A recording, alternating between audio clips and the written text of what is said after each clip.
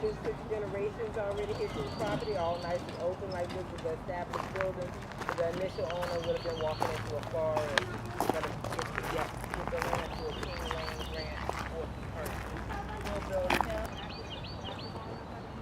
Today, take your time and look around. Well, if you've been out here before, you know about where to go. If not, that's the corn house there.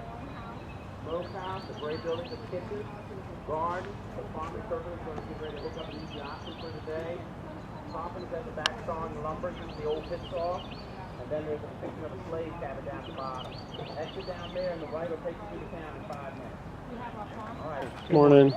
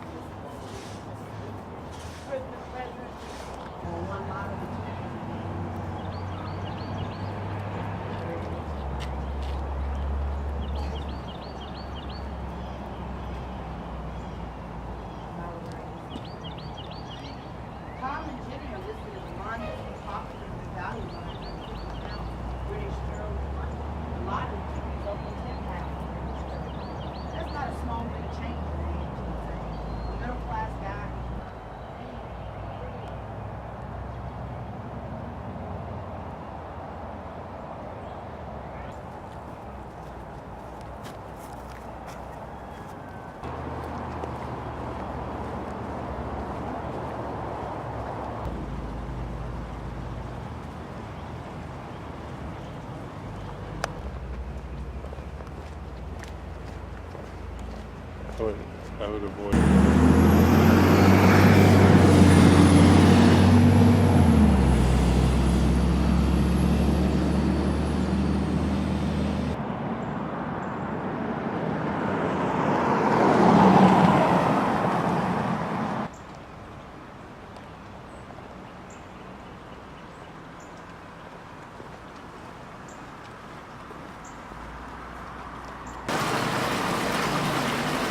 the editing is going to be so icky.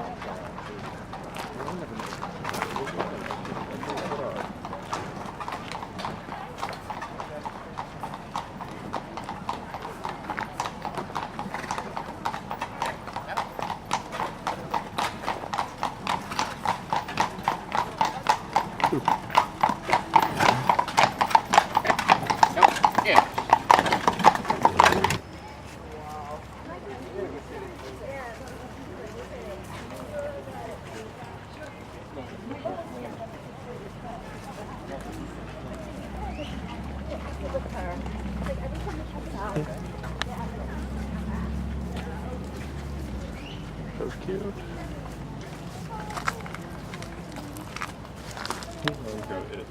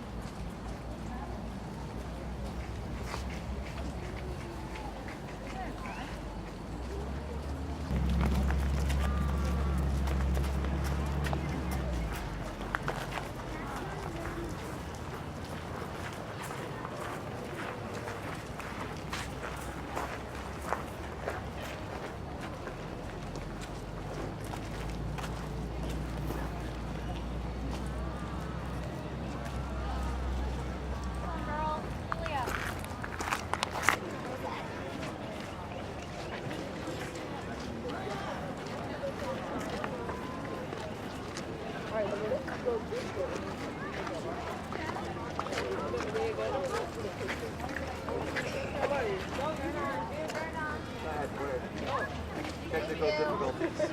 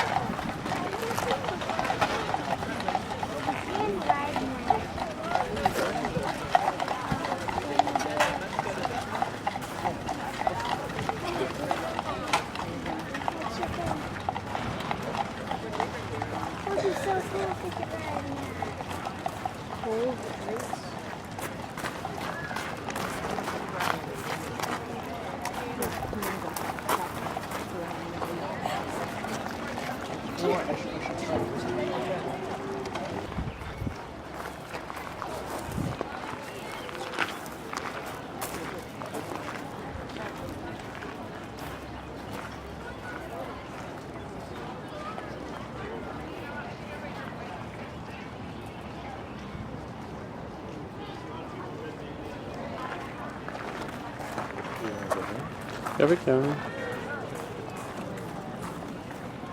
Can we go by to be in your I do. I'm a little confused. So no one's here yet. Well, no one's here yet, and everyone moved into the house. Everyone you all do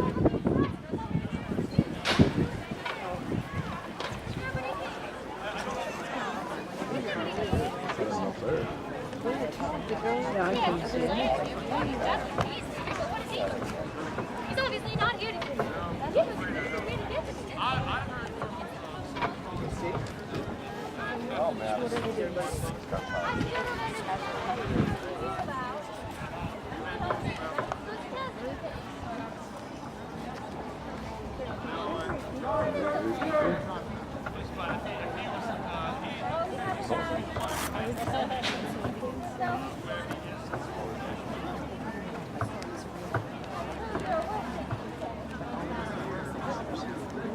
At least he doesn't have a musket. Why does he walk out of the tavern?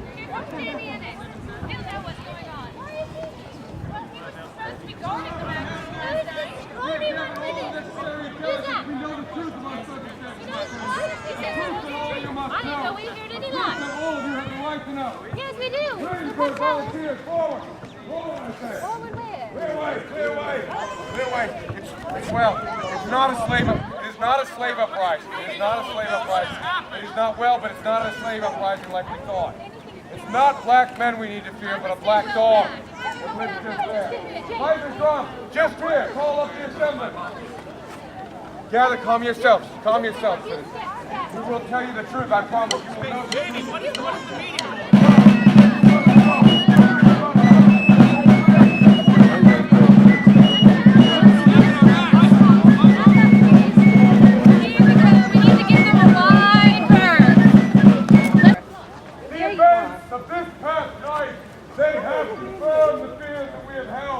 and that have grown over this past year.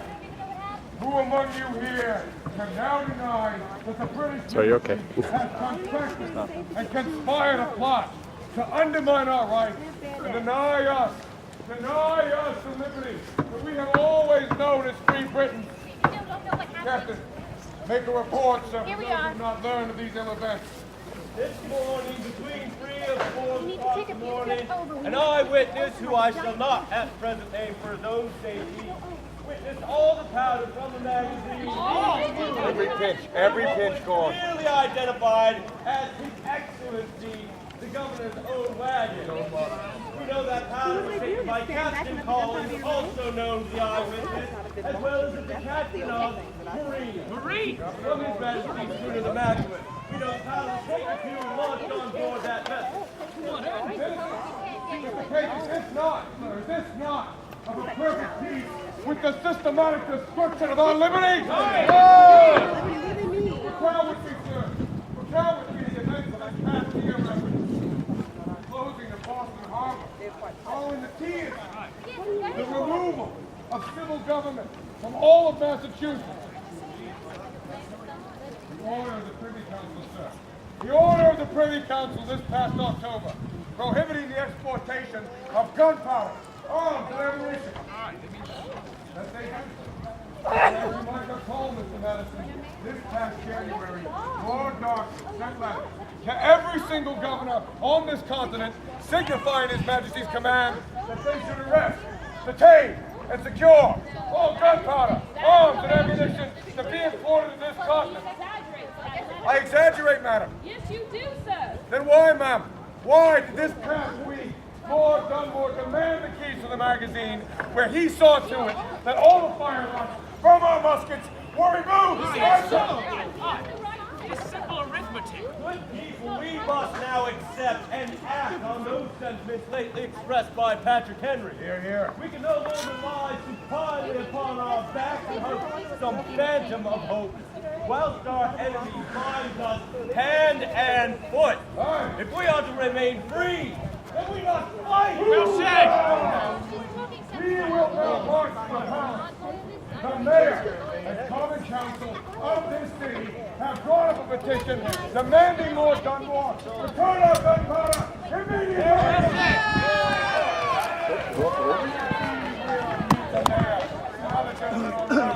And we shall escort them under arms to the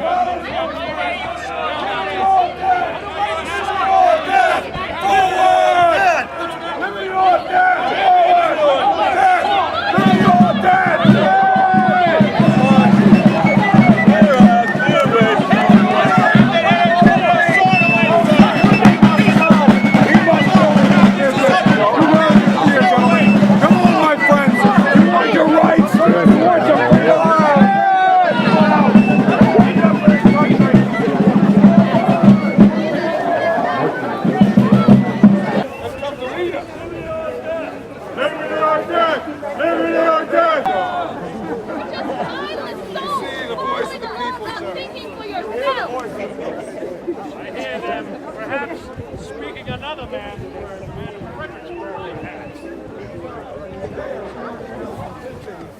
Just drawn up a petition demanding Lord Dunmore return our gunpowder immediately! Yeah! You no doubt heard, Mr. Speaker. I'm sure you've heard that our powder was stolen last night, sir. Stolen by brigands with Of course I have heard it. It's you, all our circumstance has not come to such a state that you should risk your lives and the lives of your children so carelessly. Here, here. Sir, it is the government who has been careless. He will be forced to return the powder. Forced to return the powder? By nightfall, every sailor and marine aboard His Majesty's ship be in this city. Come, we're ready, ain't we? Ignorant is what you are. Then the royal governor will declare martial law. Within weeks, British regulars will be patrolling our streets, and you, Guinness, will will be apprehended, sent to England, tried for treason and sedition, and hanged with all the power the governor can provide. Perhaps he deserves it. Sir, all of you, our circumstance has not come to such a state. You should risk your lives so recklessly. Here, Well here. said, Mr. Speaker. Now I have the petition of the Common Council. Fine, we'll take it. Mr. Waller and myself, and This only boy Mr. think he Waller and gets off. myself, will request an audience with His Excellency in an attempt to persuade him to reconsider the removing of the powder. Captain, disband your independent company under arms immediately. By the way. I insist upon it, sir.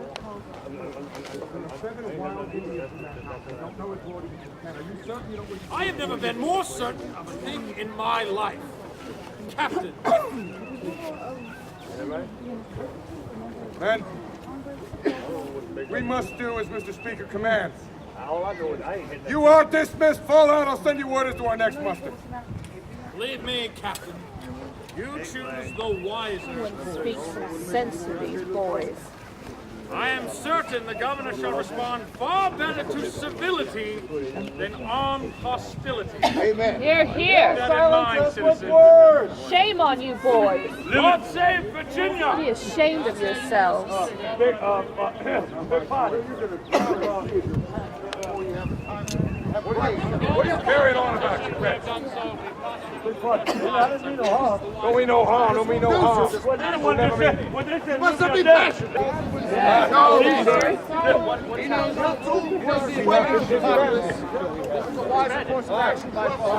Mr. Speaker, put himself defenseless.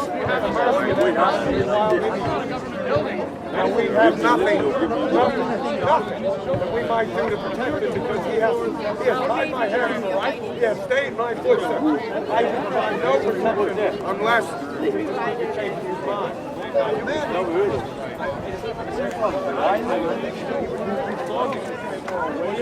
God save allow Mr. Speaker to come I have a right to my father.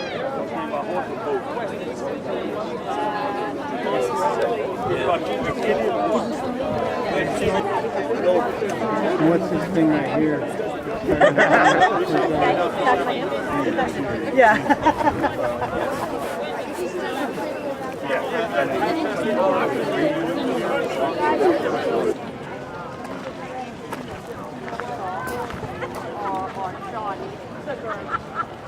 You know, but you went to Sean is running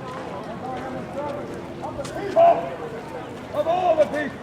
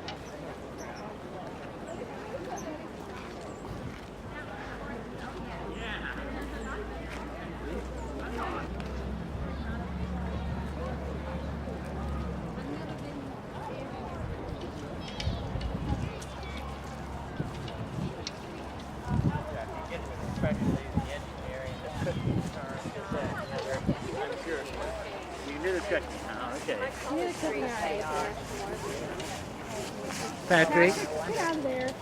That pretty was very good.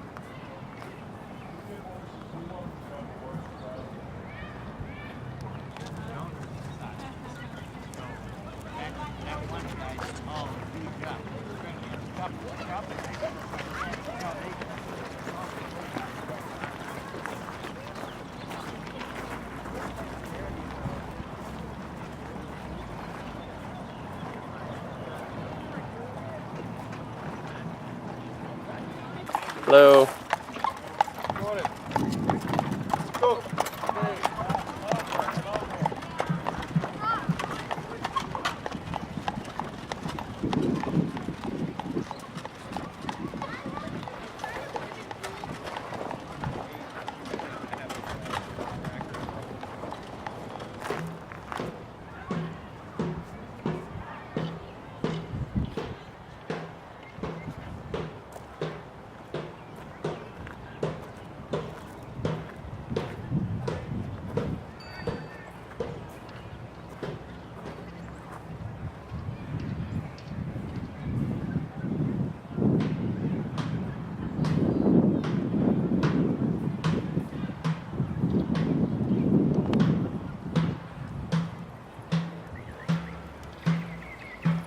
You say the cabinet maker is cool.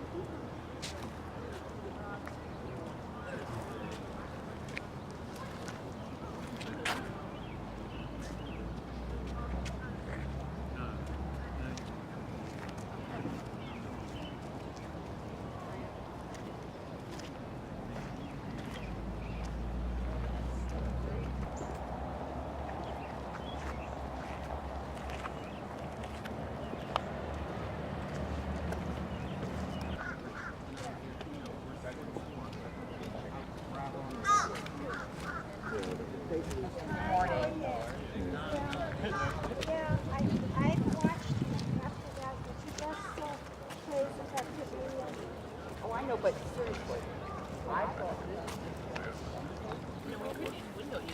So that's just going to, shift them over, so. Did you see me? Really?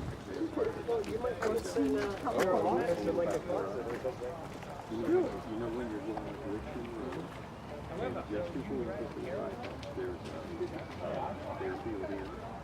They're on the left. I mean, just it's up on the total cottages, isn't it? No, that's, if you take that road, that's right, just turn left, and at the end of that street on the right, you'll say hotel. Well, I'm glad they're trying to, get them out of the houses and things, which is a good thing, because that's creating a lot of friction. Yeah. And they have enough money to build fraternity houses. They just have enough money to build There's that many fraternities.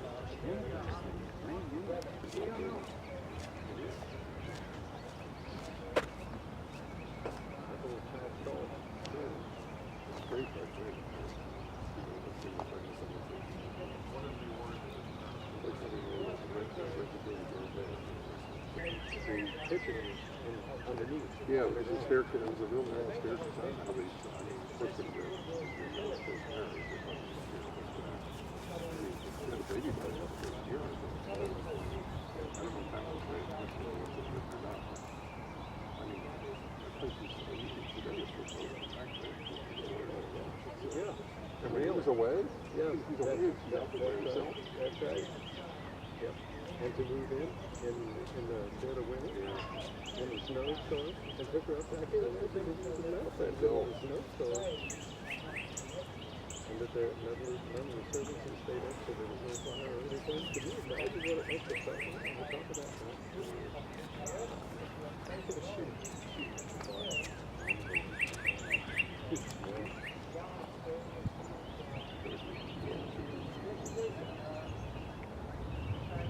So you off tomorrow, you say? Or no, right, so we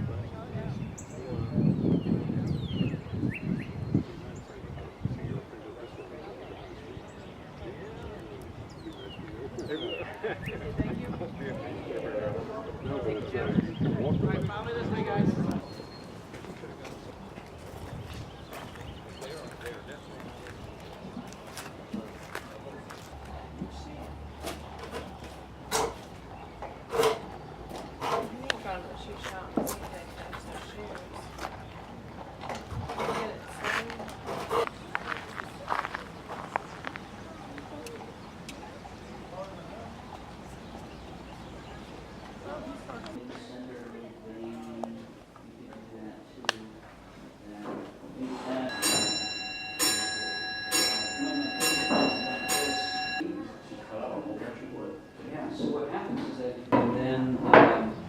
we ask ourselves, well, what kind of tools could we use for this? Sometimes we say, like, maybe all we need to do is really take a saw and saw across the grain. Kind of like what we have here at this piece, tool and carving out all that area there, dulling the tool, you could cut these areas off and then maybe take a chisel and just pop that block of wood. We see pictures of that. That's very cool. I like that.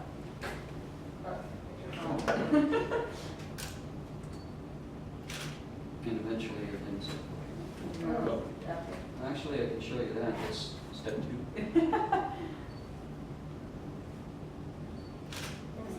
That's very cool. Whoa, that's cool. Isn't that great? It's fascinating. Well, we also try to choose woods that do carve really well. Some woods have a lot of figure to it. This stuff right here, curly maple. Maple's not a bad wood to carve, but I definitely wouldn't want to carve into this. Primarily, too, is that trying to imagine all this figure with that kind of shape to it, really is kind of distracting. You don't know really what to look at. And it's like, well, you don't need to do too much to make this look better than that, so just go ahead and leave it alone and use it for display. So Mr.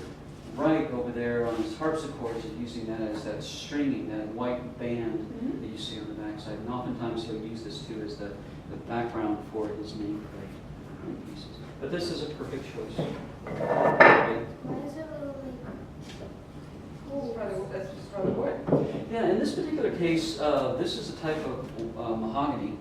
And go ahead and get a feel for that. Sometimes that outside layer of mahogany, like in this particular case of walnut, you can see we've got sapwood on the outside, heartwood on the inside of the piece. The heartwood is what I like to carve. The sapwood lacks the color, but over time, if it's been left outside as such, it will tend to rot and come off. So in this particular case, we'd have to cut that away to get rid of it. In this case right here, all it was going to be a carving practice, so we used it to its best advantage. In the 18th century, did you have any protective, furnishings you would put on the furniture, on the furniture cabinets? So we do. We've got some varnishes. In fact, we've got some of this stuff right here. This is a this is a sea black resin. It's an unrefined form of shellac that we mix up with alcohol, and it dissolves. We filter out some of the impurities, and we end up with a solution that's about the color of a red wine, and then we brush it on the piece, and this is the kind of finish that we have here. It gives you some protection. It's going to minimize the changes in the wood from season to season, but not eliminate it completely. It's up to us to choose woods that have good structure to it. Anytime that we include some sapwood on this, it's a surefire way that it's going to create some problems later on. So is that how you keep it from not molding up? Actually, how you treat the furniture helps with it not molding up. If you take and put this into a damp basement, it sometimes gets molded. Since this is a natural product, you can start to see it cloud up a little bit. We have some hide glue here. Maybe Mr. Wells can show you some of the hide glue that we have. And the thing is, it's a perfect adhesive. It's wonderful for what we need. The problem is that if it's put in a hot, humid basement, or excuse me, a damp basement, it can mold up pretty quick, because all it is protein. We're going to change it. Yes, I'll change it. That's an example. This looks like wax. Yeah. It does. That's dry. That basically is made from rendered Cowhide? Well, that's a really good question. Cool how the screen goes underneath the building. Mm-hmm.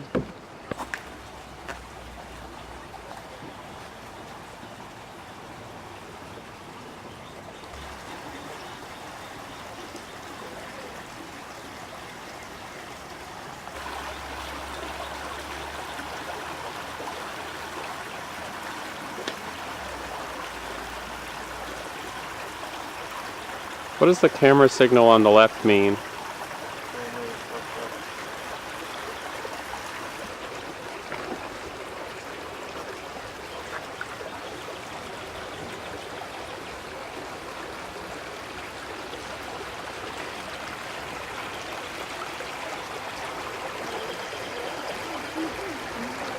can't believe how they make those carvings.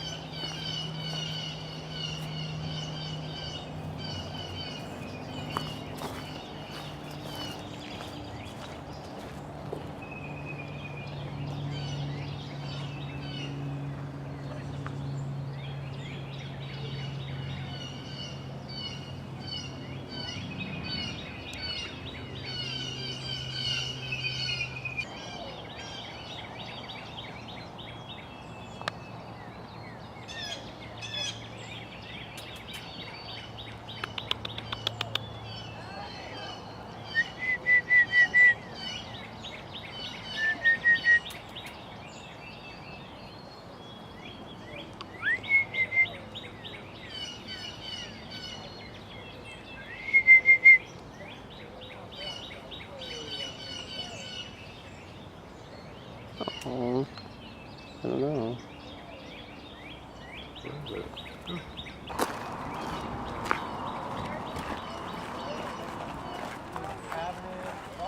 Guys. Good, how are you? So we're gonna put the clay in there. You can see how deep it is. It's not very deep. The whole place is gonna be full of clay. We're gonna soak it with water. And then how do we mix it? Well, we got the water, but we have to mix the two together. It's some kind of physical. No. How do you mix dough to bake bread? With your hands.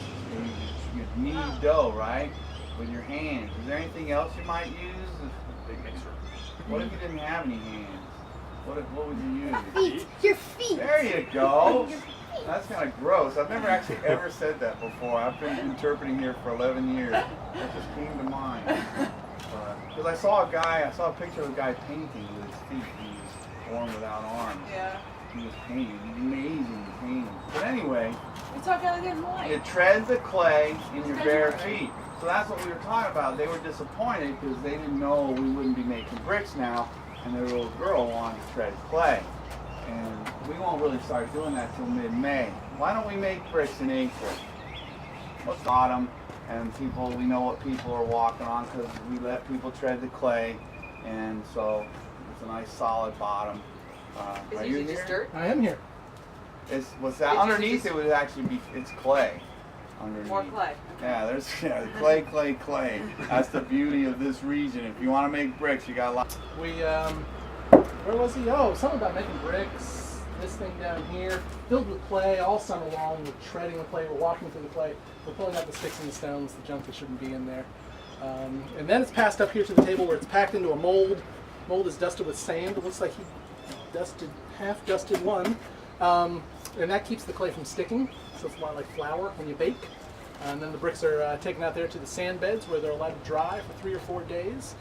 You end up with all the green bricks. That's all we do in the summertime. We basically make adobe bricks over and over and over and over and over. Back in November, just the remnants of it. It's a temporary oven built out of sun-dried bricks. It is not a permanent oven. Don't think we're going to use that thing again because we're not. We're going to tear it all down, so don't get attached. But you build the tunnels at the bottom first, and it gets a little old. Yeah, I bet it as does. you can imagine. So we work 12-hour shifts. So there's always somebody down here watching or attending the fires. After the 4 or 5 days, we figure it's about done. It's very unscientific. We let it cool off for about 2 weeks, and then we dismantle it, tear it all down. It's built out of the bricks we want to build with, so there's no sense in leaving it up. So that thing will all be gone by June, so that we can build another one out of all the bricks we make this summer. And that is where our bricks come from. They all change color when we fire them. The iron that is in our clay will oxidize and give us a red brick. As an orange. That one didn't get hot enough. So you end up with a layer of, at the very bottom where the tunnels are, where it's the most hot, you end up with a very dark brick, a brown or a purple brick, a red brick above that, and then an orange brick up at the top. That's Is a it, little under and that. if since it didn't get hot enough, is it more frail or is it just not as? It's a little less durable, Yeah. but the compressive strength is still good enough to build. So you'll find those in houses all over the place. Just kept out of places where it might be too wet. So the cellar, the exterior, you wouldn't use the under fire brick. Not sure what the measurement is, but in terms of like how many bricks you make, like when you actually start in a brick season here, what can you make? And We can do about 400 bricks a day. okay. For us.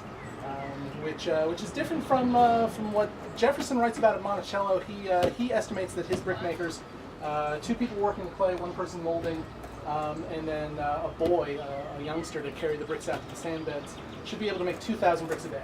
Wow. Jefferson, as we all know, is a dreamer. Just these fancy ideas about, I don't know, velvet suits and well-stocked wine cellars. 2,000 bricks a day. We find some records to talk about 1,500 a day. So 2,000 is not too bad. We've got one source from the 1790s. Don't ask how I know about this source, but it's from Philadelphia, and they talk about 3,000 bricks a day. A gang of 5 laborers making 3,000 bricks a day. But we all know they're maniacs in Philadelphia, so undoubtedly they were working themselves extra hard, powered by all sorts of good food. But here in Virginia, we're probably looking at more like 1,500 bricks a day. And in terms of the houses being built in the 18th century, were most houses built with bricks then, or not really. Out in the frontier, out on the farms, you're going to find a lot of small-time farmers probably don't have enough bricks to build a brick house. Bricks are going to be expensive. It's going to be time-consuming to make this many bricks. Howdy, folks. So you'll find that maybe out on the farms, maybe a person can afford just enough bricks with a brick chimney for a house. Otherwise, it's what they call post-in-ground construction, kind of like we built our very swanky lean-to here out of. But otherwise, a brick chimney, because that's, of course, fire safe. You don't want your house to burn down. Here in town, however, in Williamsburg, there's a building code. You have to have a brick foundation if you build within the city limits. So all the houses here, even the wooden ones, have brick foundations. And the house that's up the hill, that's the closest structure that people can easily see, although the trees are coming back to life, so it's harder. That's 40,000 bricks in that wooden house. Brick foundation, brick cellar, 2 fireplaces, and a brick chimney. 40,000 bricks. Yeah, 40,000 bricks. If you put another chimney on there, you're probably looking at maybe 50 or 60,000 bricks for a house that size. And most Virginia houses did have 2 chimneys, 1 at either end. It's just the Chesapeake way of building. You made a whole house out of bricks. The whole house out of bricks, a house that size, probably about 200,000 bricks. That's about that's about 2 years of brickmaking right there. So if you think about a really big undertaking like the Governor's Palace over in vaguely that direction, that entire complex, all the outbuildings, and some of the walls that go around it, and the palace itself, probably 1 million bricks, maybe more. There were actually 2 brickmakers working simultaneously to make that many bricks. But of course, that's a government job, so that can be done. But if you're just a planter, even a really wealthy planter like Peyton Randolph, his house is down at the corner there. It's a big, gaudy red house that is made of wood. He built a wooden house. He's being frugal. So the Randolph family saved all their big brick houses for out on the plantations. That's where they live. They come into town every now and again. They've got a nice place to stay. But if you've got a big brick house, it's probably out on their plantation rather than in town. It's very, very expensive to build 2. So, and also it's transportation. If you're building a brick house on the plantation, just to get the bricks out there, do you kind of make them local right out there on the site? You always do, yes. So the brickmaker's going to come to you. Okay. The nice thing about clay here in Virginia is it's all over the place, so we come to you, we dig up your clay, make your bricks on site. So you wouldn't have to move much more than the brickmaker himself, who would come with the tools he needs, and then typically the client is going to provide the labor as well. So your slaves are making your bricks. This is not a free labor economy here in Virginia. Probably not a lot of labor is getting paid for making bricks. There's one usually free person overseeing a handful, maybe 5 slaves making bricks. So when Jefferson talks about his brickmaker making bricks, he's talking about the guy he hired, John Brewer, who's overseeing about 4 or 5 of Jefferson's slaves making the bricks. And of course then once all the bricks are made, you've got then a team of slaves who know how to make bricks. So you can call in the brickmaker again just to fire them. So the building and firing of a clamp of bricks, what we do at the end of every season, that's something that the brickmaker kind of jealously guarded himself. That was not information he let get out there too often because that was his livelihood. Anybody can make a brick. It's pretty simple. You're digging up clay, you're getting the clay wet, you're packing it into a mold, drying it in the sun.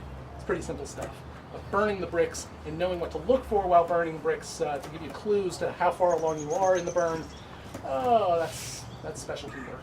To the point where in some cultures there is actually a separate job called the kiln master, or in Spanish, the quemador, and his job is to burn the bricks. His job is not to make the bricks. He doesn't care if the bricks are made or not. His job is to build and burn the kiln. So, Thank you. you are welcome.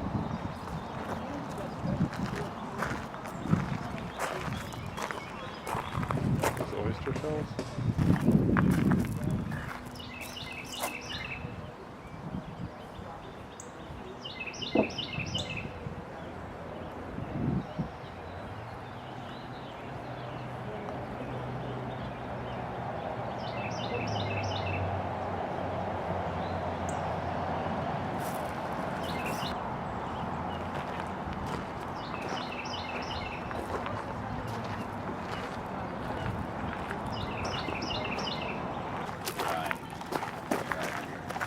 Oh, you're good. You're good.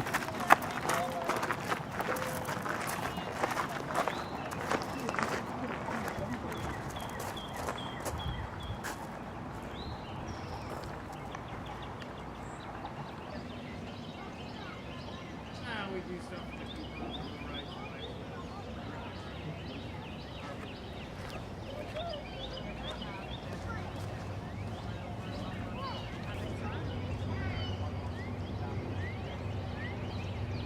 Now I want you to sit down and go. Yeah, the old system. Two roles that they have and everything has not a lot laid out or not a lot. Cattle, in a room that they don't have to. And in terms of laying down, if you let them lay down, you kill them.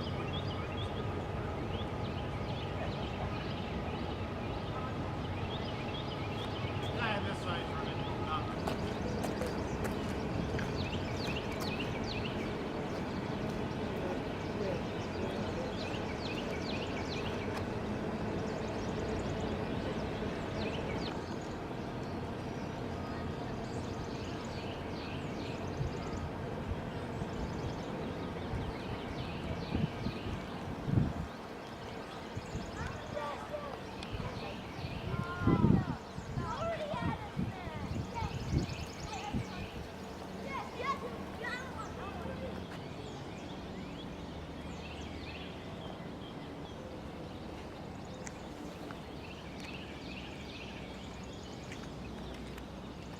I wonder why they have a barricade up.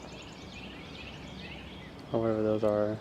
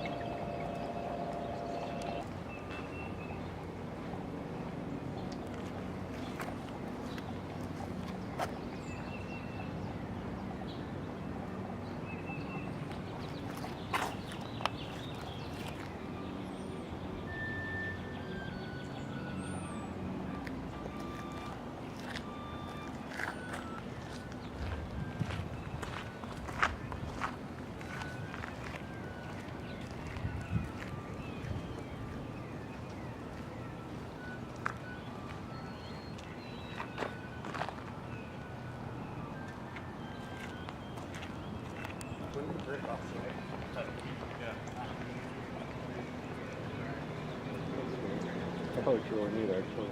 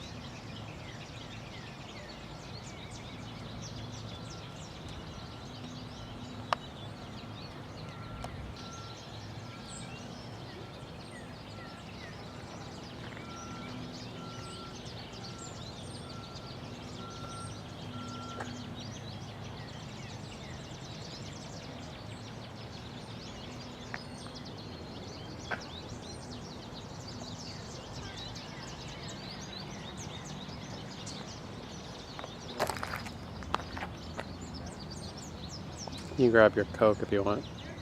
Oh, sorry.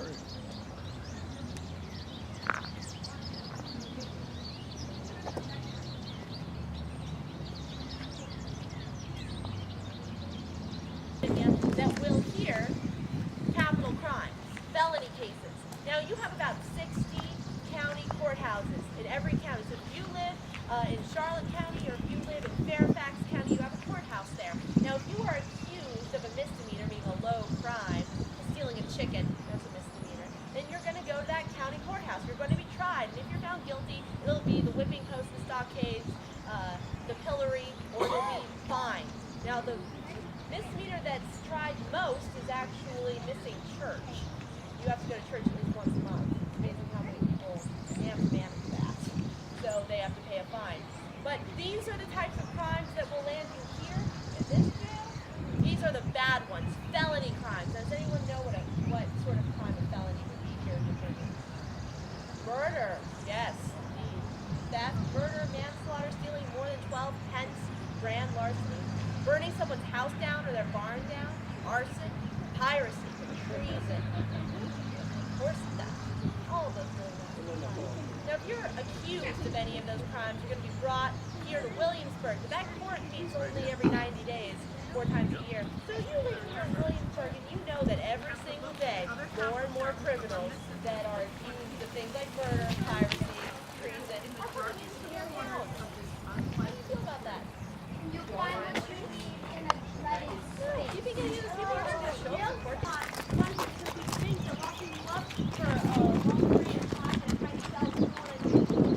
Everyone in here is innocent until proven guilty. You have about 54% chance of being found up there. So it's about a 50-50 chance whether or not you'll get to go home.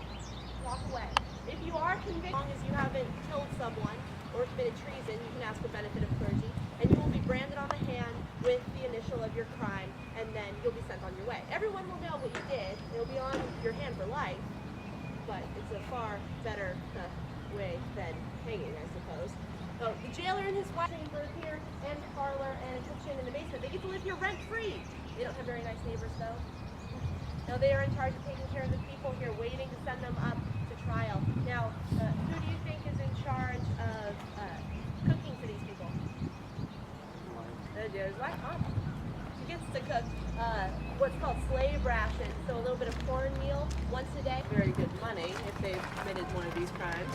Now, you'll be seeing the jailer's house and you'll be going through into the cells. There's an exercise yard and 4 cells. They're not very big, but you can imagine maybe 10 people being stuck in one. Depending on how many people we need to hold, we will hold them here. There's no real capacity, just how many people we need to hold. So maybe 10 people in one of those cells. Not very good conditions. You're not getting much to eat. Disease does break out fairly regularly. So go in and take a look there. 2 of those cells that attach to the house are original from 1704. So over 300 years old. Sorry.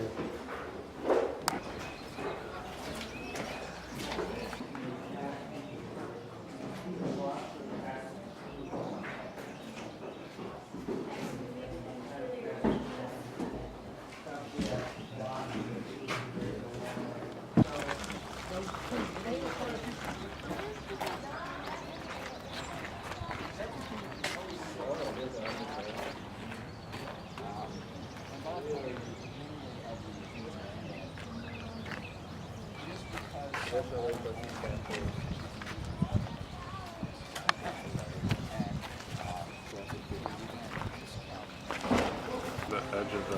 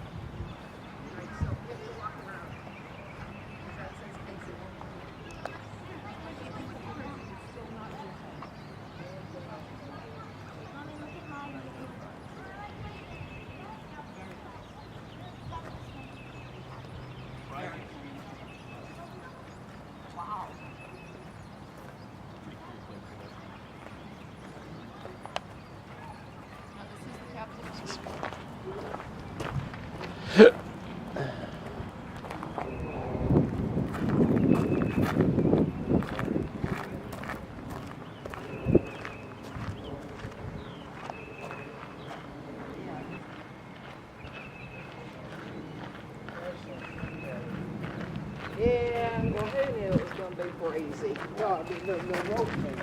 Oh. Of the blue one?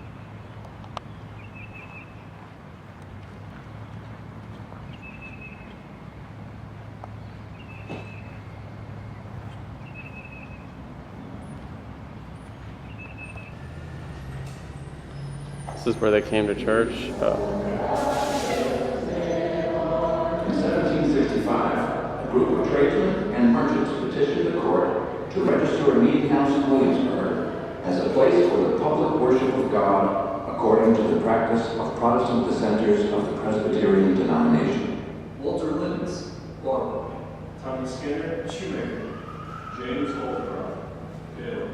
The signers of the petition wanted to worship as their consciences dictated, not as the government decreed. Their actions signaled an unprecedented and remarkable change in the religious landscape of 18th century Williamsburg. Since its founding in 1699, the only place for legal public worship in the capital city was Bruton Parish Church, seat of the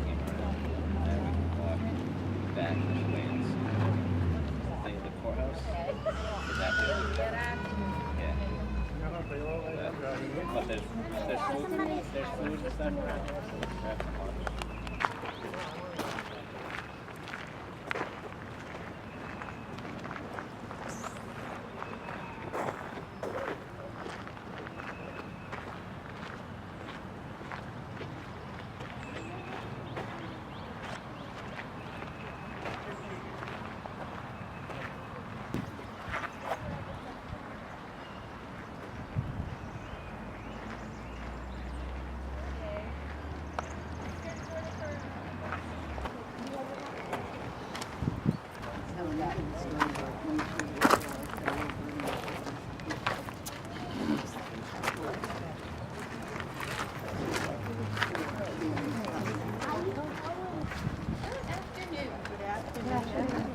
Welcome to the Capitol building. I'll be taking you through today.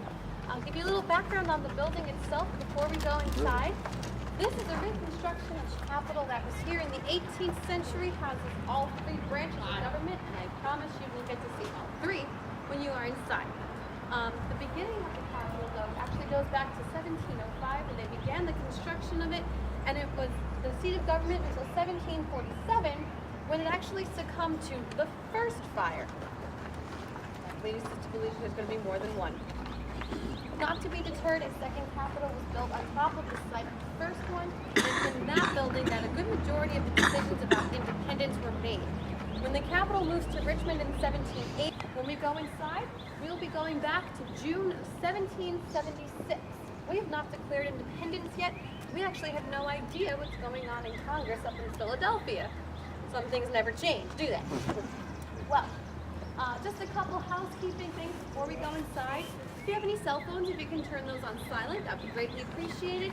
Any gum or candy can be deposited in the barrel. If you have any food or drink, can you just keep that put away? And if you have any cameras, feel free to take as many pictures as you like. Should just ask not when you're going up and down the stairs, and that's just for your safety. But with that, welcome back to June 1776.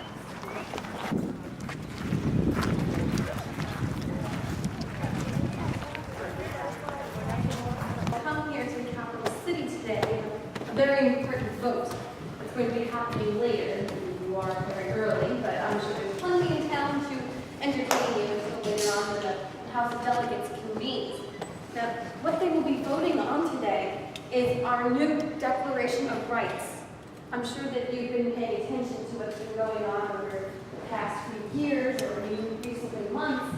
I mean, about a month ago, probably the most monumental thing on the House of Burgesses that used to meet here. They've been a body here in Virginia since 1690. the capital was still over in Jamestown. Seems like a good long while ago, doesn't it? Well, they have been in session since 1619. May 16th, though, they came in here, just a few people that were near town and could get here, came in, sat down, looked around at each other, got up and left. A few minutes later, they came back in, and they said, we are now the House of Delegates. We're not the House of Burgesses anymore. The clerk wrote about what happened in the book that day and said that they neither convened to work nor adjourned as a House of Burgesses. And then in large letters it says, "Fini." As if we are literally closing the chapter on being a colony of Great Britain, being under the rule of King George III. That day, when they convened as the House of Delegates, they actually came up with the resolution that has been sent up to Philadelphia, to the Congress up there, that says that these united colonies are and right ought to be free and independent states, and that our allegiance and dependence upon the crown should be totally dissolved. We've been waiting. It's been about a month since that's been sent up. Now, where are you visiting from? Boston.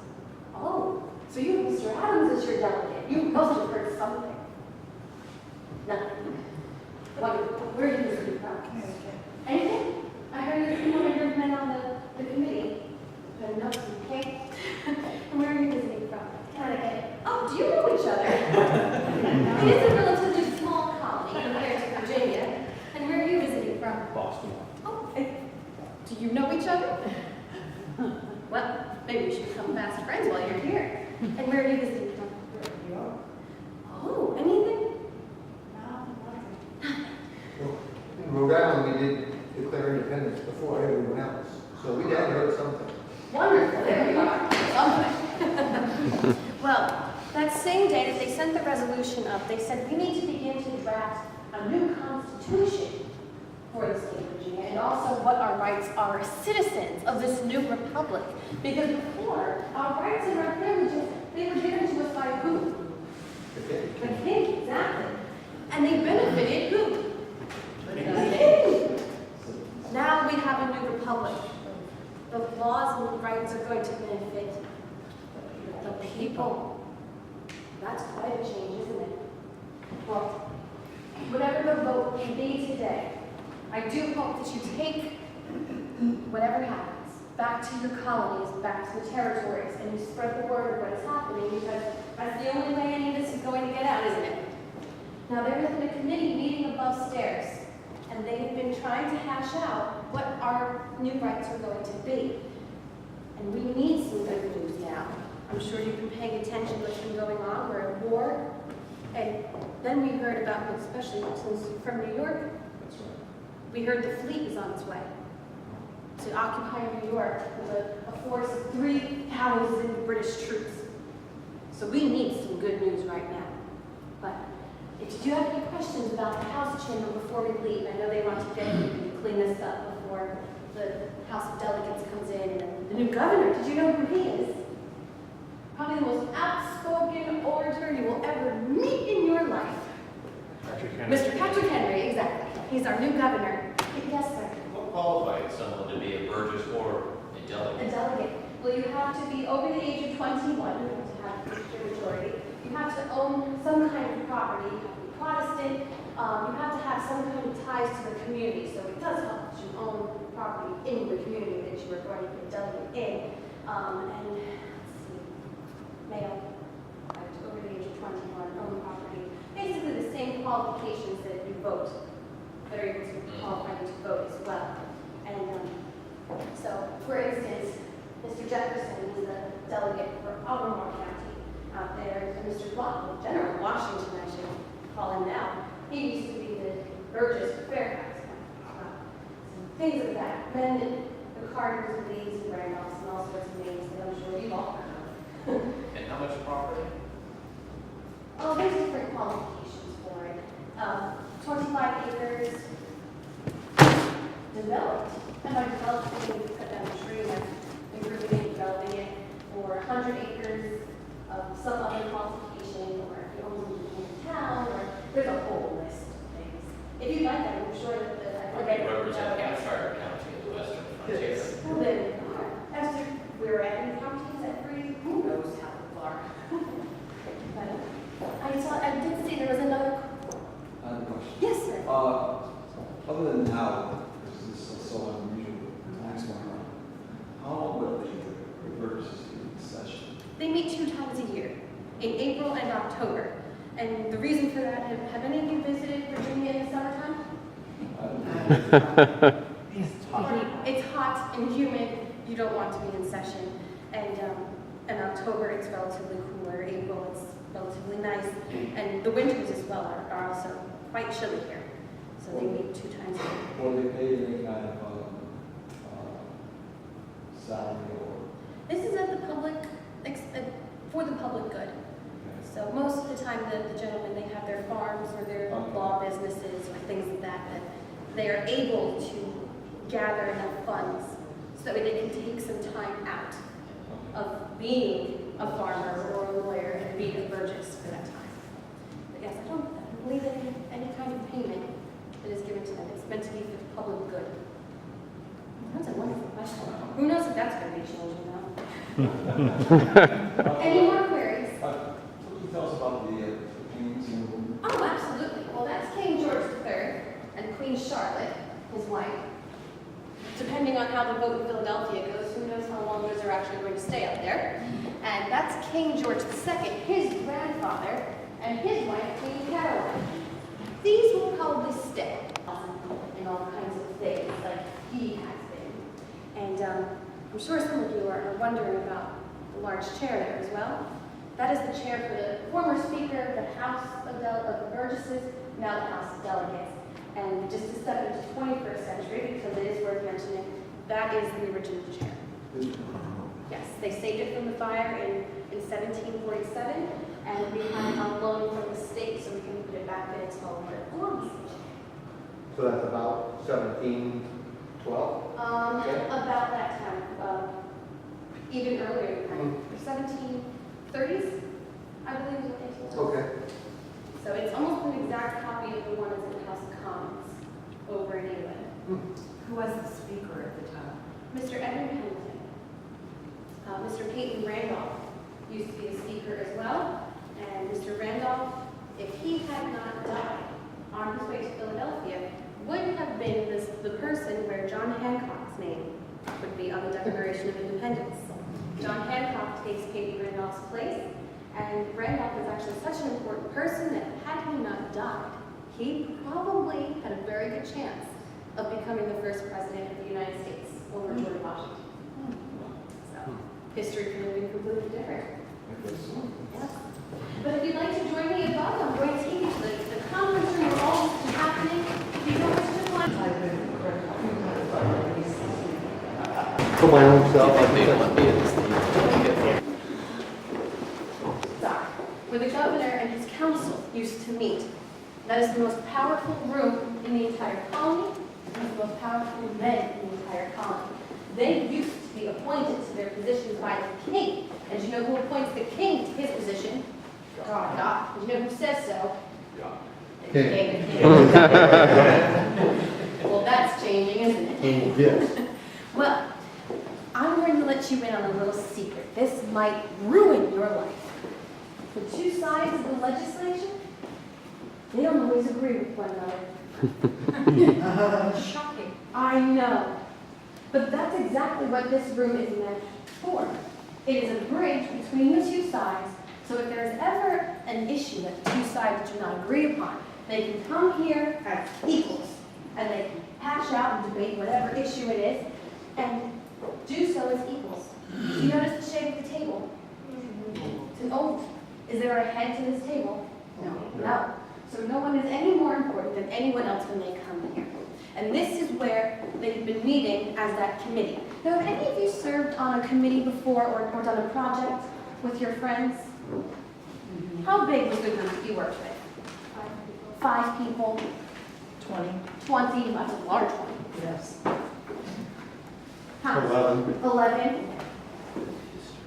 36-man committee to hash out this Declaration of Rights. I don't know how they got anything done, let alone agree on anything. Had to get 36 people to agree. But apparently they have, because these are the rights that they're going to be hopefully passing today. May I borrow this, youngster? Thank you. Now, as I mentioned, we have all three branches of the government here in this building. The legislature, the general court is down below stairs. We're going to go see that next. And we have the executive. The governor and his council ruled all three. They were the most powerful. They had total veto power over the House. If there was ever a bill that they did not like and they didn't agree with, they could kill it right there and then. And if they wanted to reintroduce it, they had to start the process all over again. And then the general court, the governor and his council sat as the judges down there as well. So, article number 5. Well, that speaks to the separation of powers. That it is so important to us that these branches be separate from one another. And if you are a judge on the general court, you cannot be a member of the House, and you cannot be a governor as well, or a member of the council, because you have to have a way to balance and check each other. This makes sense, doesn't it?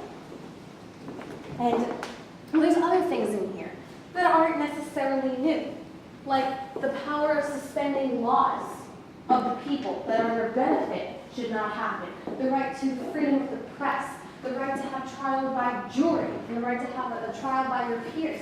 All of these rights we have enjoyed ever since King William came to the throne over 100 years ago. If the name sounds familiar, you're sitting in the town that's named after him.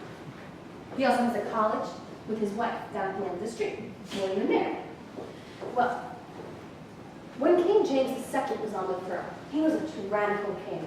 He suspended the rights of the people. He actually called the army against his own people and attacked them. Obviously, they got a little sick and tired of this, so they bid King James goodbye and they brought in King James's daughter Mary and her husband William. They already had the English Bill of Rights all written down and just made William sign it. And we have been enjoying those rights until recently, when King George III has slowly been taking them away from us, hasn't he?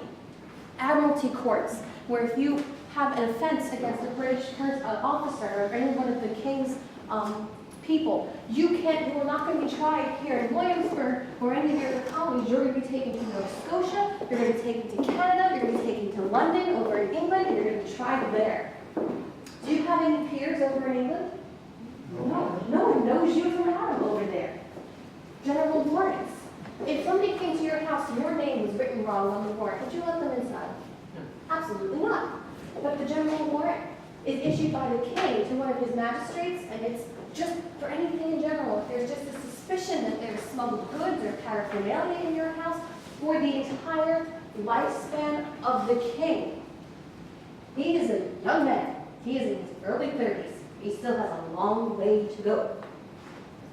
This is why we don't know so much about what's happening, because the government won't allow the newspapers to publish it.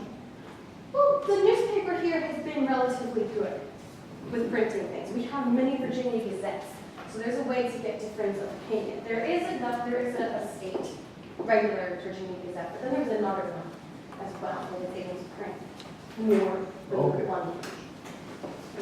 You're all named the Virginia Gazette. You think that they could get a different name? It's not like there was a lack. But those are legal rights. Those are rights that are given to us by the government. There are other rights, though aren't natural rights, that are given to us by some higher power that cannot be taken away. And that's what's so important about this document tonight. This document protects both. And I think Article 1 might put it best. That all men are by nature equally free and independent, and have certain inherent rights, of which when they enter into a state of society, they cannot by any compact deprive or divest their posterity, namely the enjoyment of life and liberty, with the means of acquiring and possessing property, and pursuing and attaining happiness and safety. Now, if that is not one of the most beautiful strings of words I've ever heard, I don't know what is. It'll be very interesting to see how the voting goes. If what the men up here have worked so hard for will be accepted by the rest of the House of Delegates down below stairs. And I do want to make sure that you get to see the other rooms in the building. On the other side here, that is the governor's council chambers. So you can have a peek into there and then join me down below with the general. Fancy chair back. Good job. That's pretty, yeah.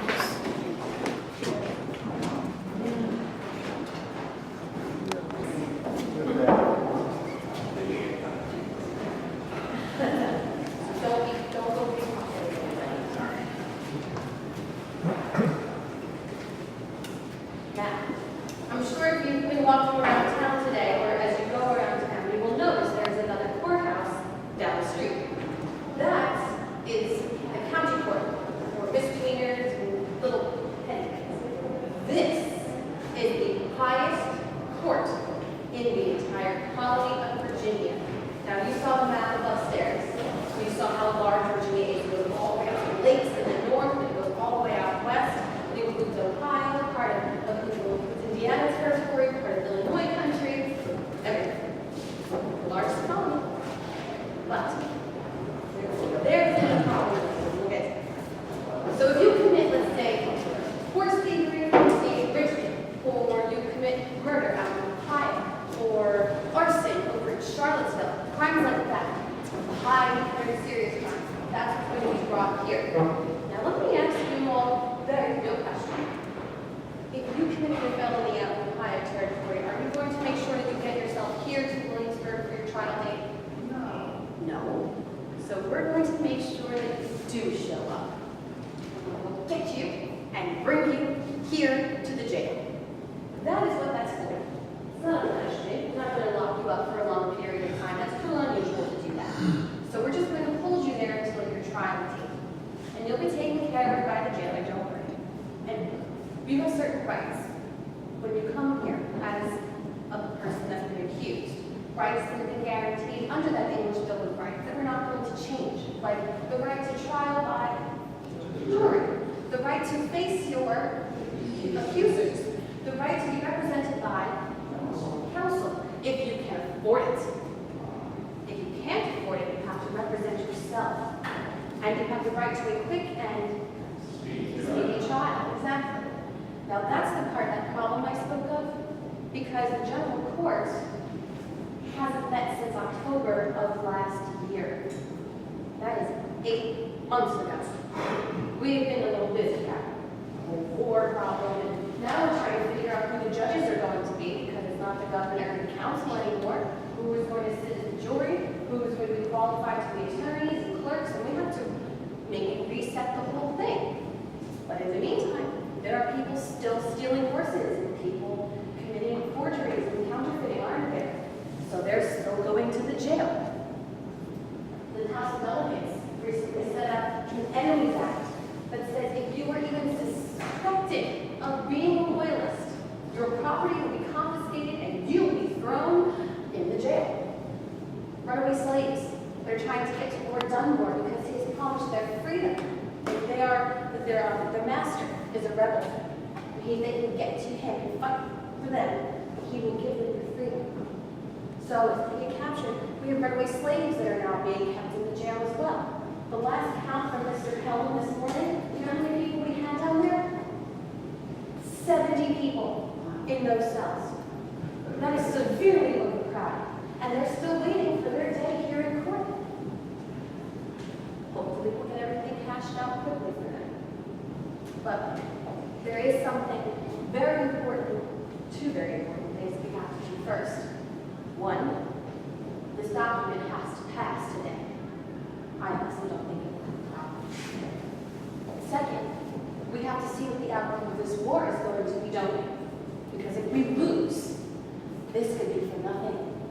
And speaking of if we lose, I had this thought when I was cleaning the chamber out over there, I had a moment. The men over there, especially the ones that live in Philadelphia, by all accounts on paper, they're committing treason, aren't they? If we lose, or if they're captured, they will be brought over to London, tried as traitors, and they will be executed. That is how much they believe in this cause. That they are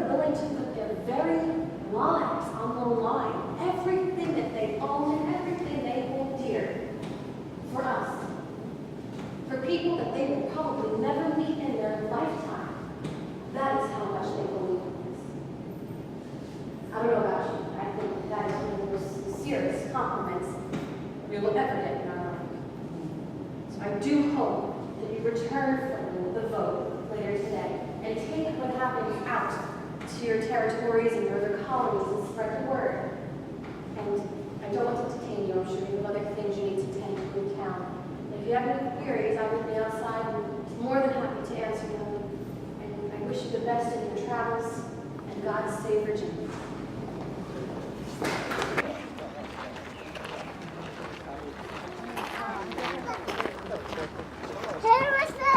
Yeah.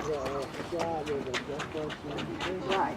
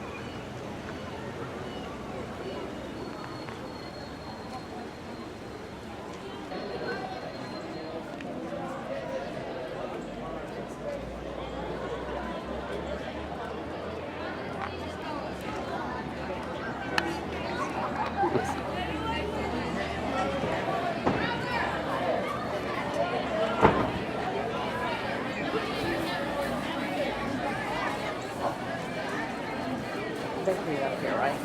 Yeah, and there's 2 taverns.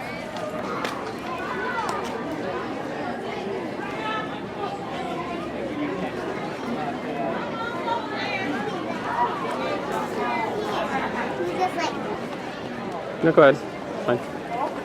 Yeah, like going to the apothecary? We can. I wasn't really. I was just trying to get out of the way.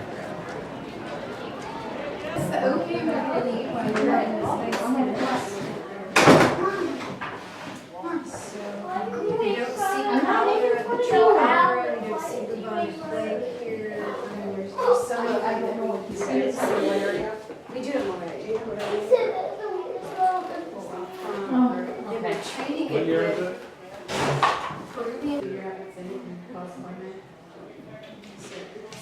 They're tasty. But this is one of our big sellers. Because we use it all purpose. So I'll stick this in the fridge for you.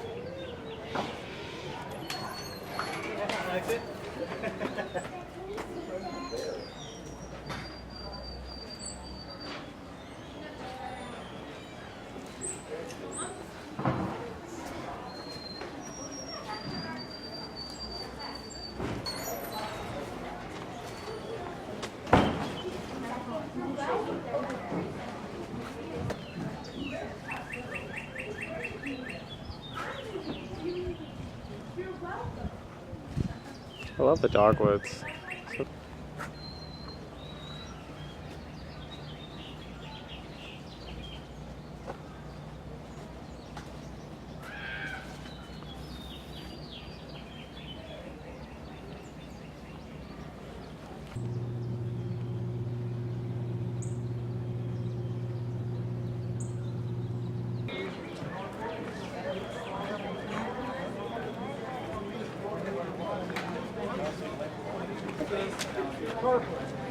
Probably will notify you that your shipment is in.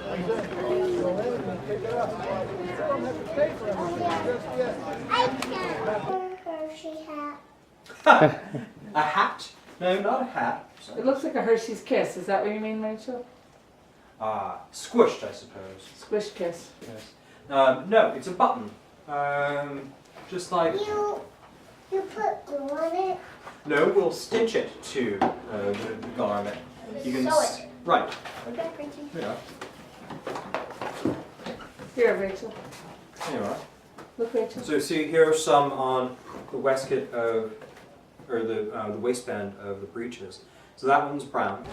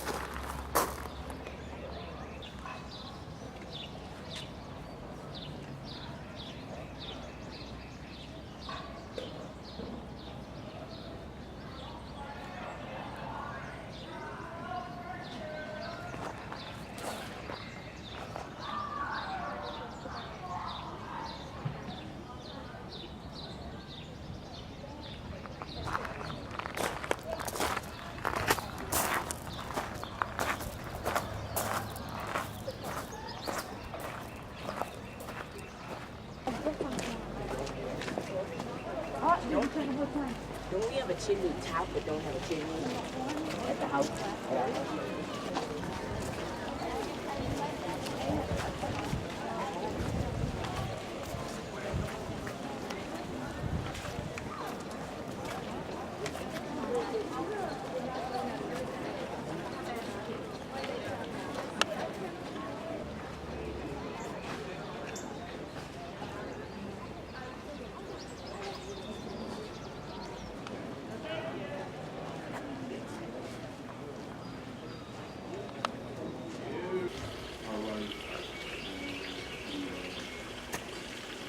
You're good if you want to come this way.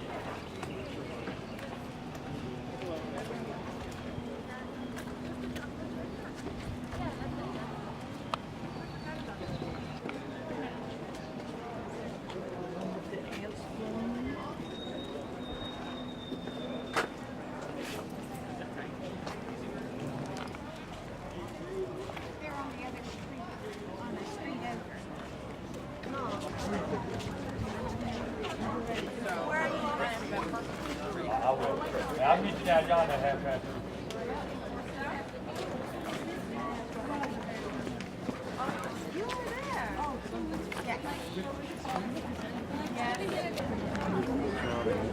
Yeah, that's probably where we should stop. If you're hungry. Are you hungry?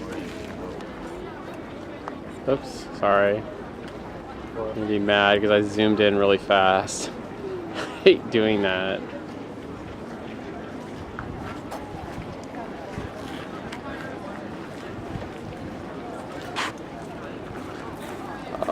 It's like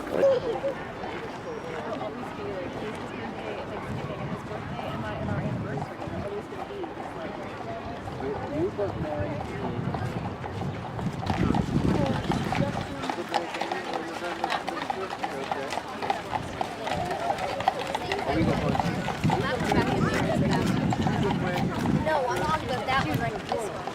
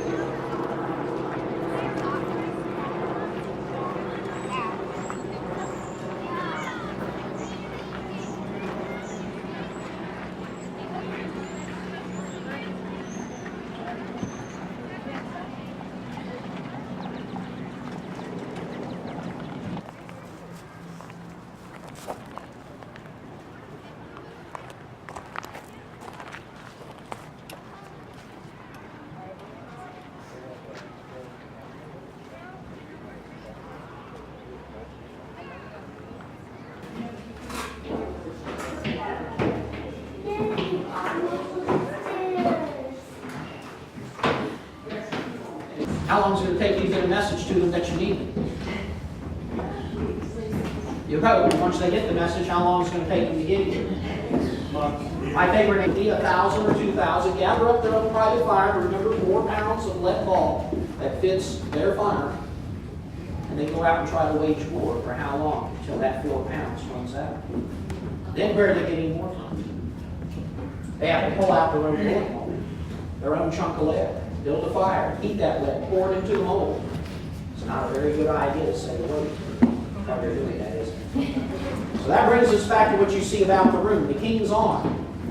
By 17 and 18, the British infantry musket has been patterned, standardized. The same war is made for all of them. And by doing so, the same ammunition now can be made and stockpiled here, ready and available to send wherever needed. Problems along the coast, freebooters, privateers, what's another name for them? Pirates. Along the frontier, Indians. To the south, the Spanish. To the north, the French.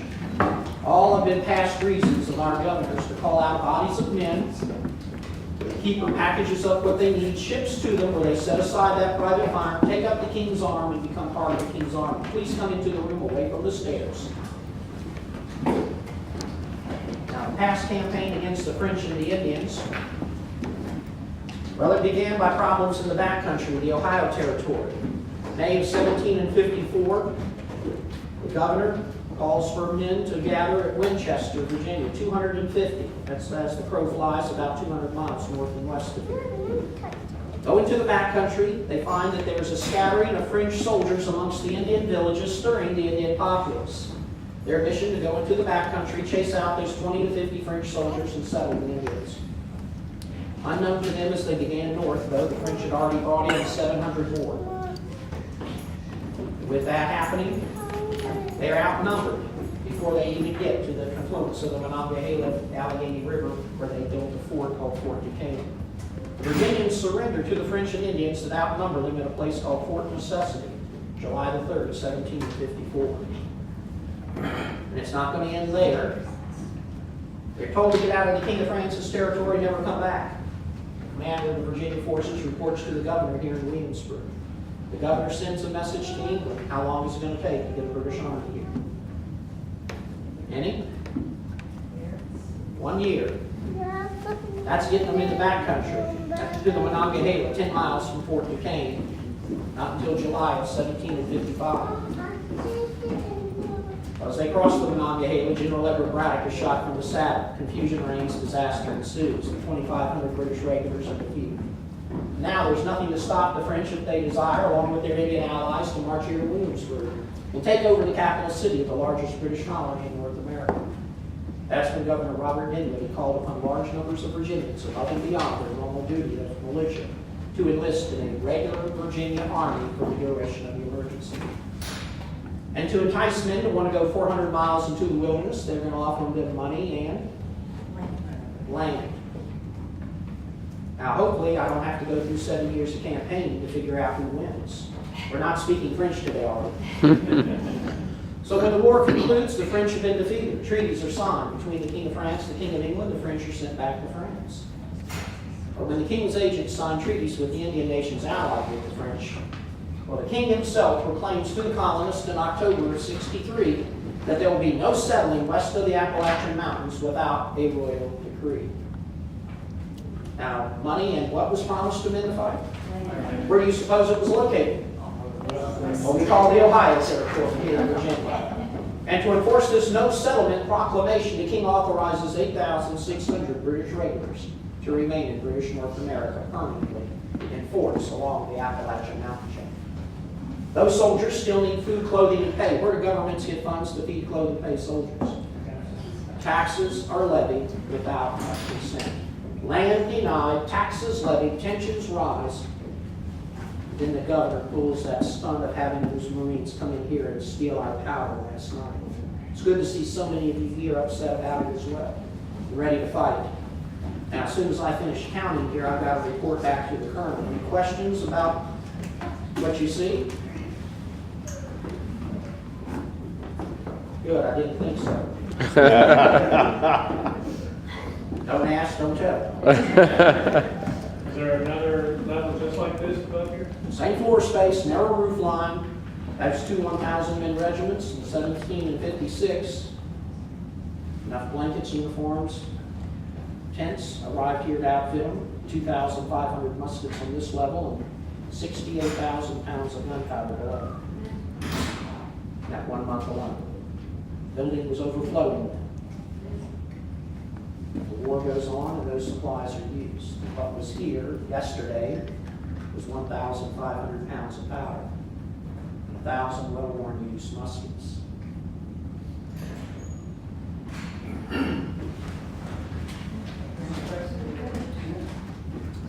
Yes?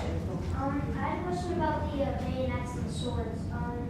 After bayonets were used more often, were swords kind of put out of the picture during the wars? Swords to the right of the window are used by soldiers on horseback, your mounted infantry, your dragoons, and your light horse. Long swords, heavy, slash and break bodies that are running around about the ground in front of them. Sword to the left of the window, artillery swords to help guard the artillerists in close combat, as well as the third one in a naval cutlass. Used on decks of ships by sailors and marines. Swords are still used. They're not going to be issued to regular infantry troops other than your officers and your sergeants. But swords are going to be used, nonetheless. Yes? Where were the lead mines at that they got their lead from? I'm aware of mines in Missouri, but I didn't know they did anything on the East Coast. Yes, in the Blue Ridge, along the eastern slopes of the Blue Ridge. You have lead mines, you have caves for back guano for making nitrates for powder. You have sulfur springs further over along the other side of the Alleghenies going into that back country. And you have large quantities of willow wood that can be burned and used for making charcoal, sulfur, and nitrates for gunpowder, as well as the lead mines. What is the small cannon like? Not to be facetious, it's where you can't take big ones. Shallow draft vessel living in water. Put a big cannon on a little vessel, you end up at the bottom of the creek. That'll fire a 1.5-pound cast iron shot upwards of 600 yards, or 24 musket balls upwards of 100 yards. It's small, but it's deadly. Well, I do believe there's others that are waiting to find out what we have left in here to see what they plan on doing. Keep a vigilant eye out.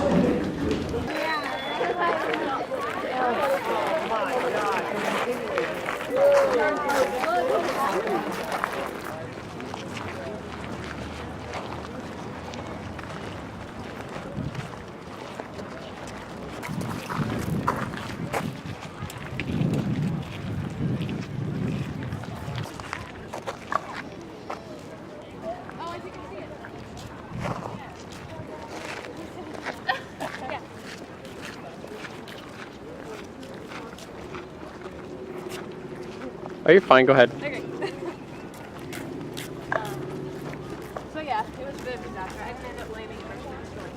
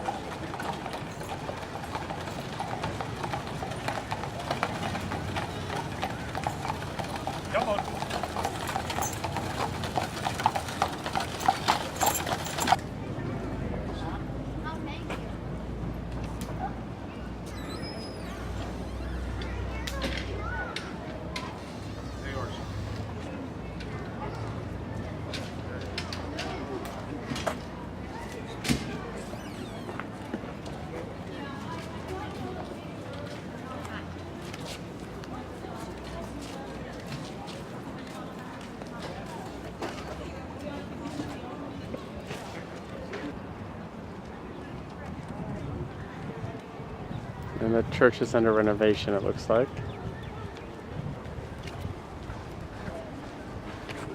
Go ahead, move if you're gonna go.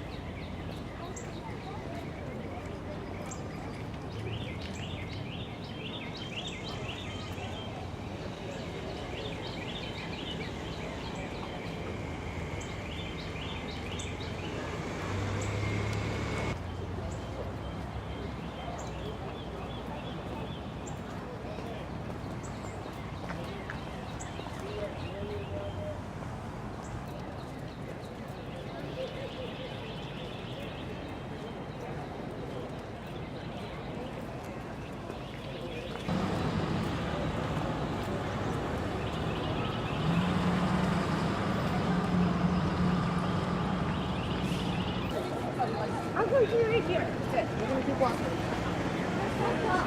No, you are.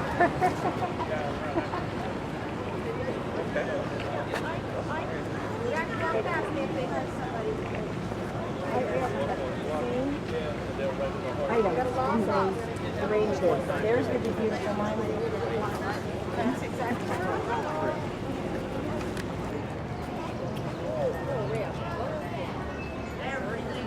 Candy and gourmet. This is what they want.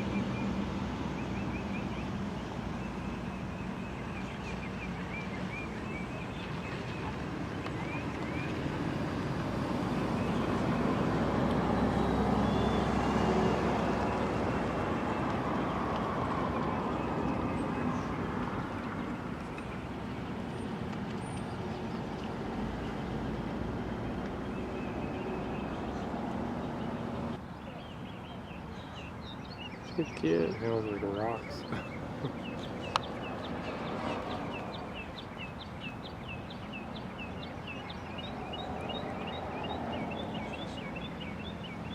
They don't even know what the cemetery is, do they? Yeah, obviously not. First, the palace was was the home of 7 royal governors in succession. They're appointed by the king. And then Patrick Henry lived here for the first 3 years of the war. He's our first governor of the Commonwealth of Virginia. So he serves 3 one-year terms. It's kind of interesting. He came in a widower. In his 2nd year, he marries Dorothea Dandridge, and Dorothea Dandridge is the granddaughter of our first royal governor to live here in the house. And of course, you know the name Dandridge from Martha Dandridge Custis Washington. So here's a little trivia for you while you're waiting. A lot of folks don't know that Henry and Washington are related by marriage. Those 2 ladies were first cousins, by the way, and related to royalty through those marriages. So, and then she gives birth to the first American baby to be born in this house the next year. So that's a little bit of that. What year? 76, 77, and 78. 1700s, of course. Yes, first 3 years of the war. Thomas Jefferson lives here for less than a year. The capital city moves to Richmond in 1780.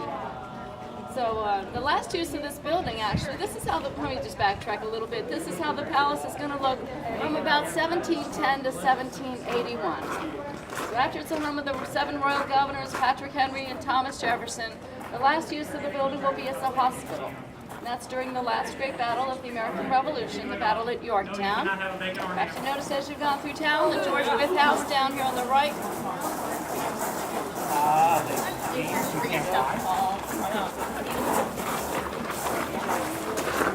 They can't walk quietly on the ground.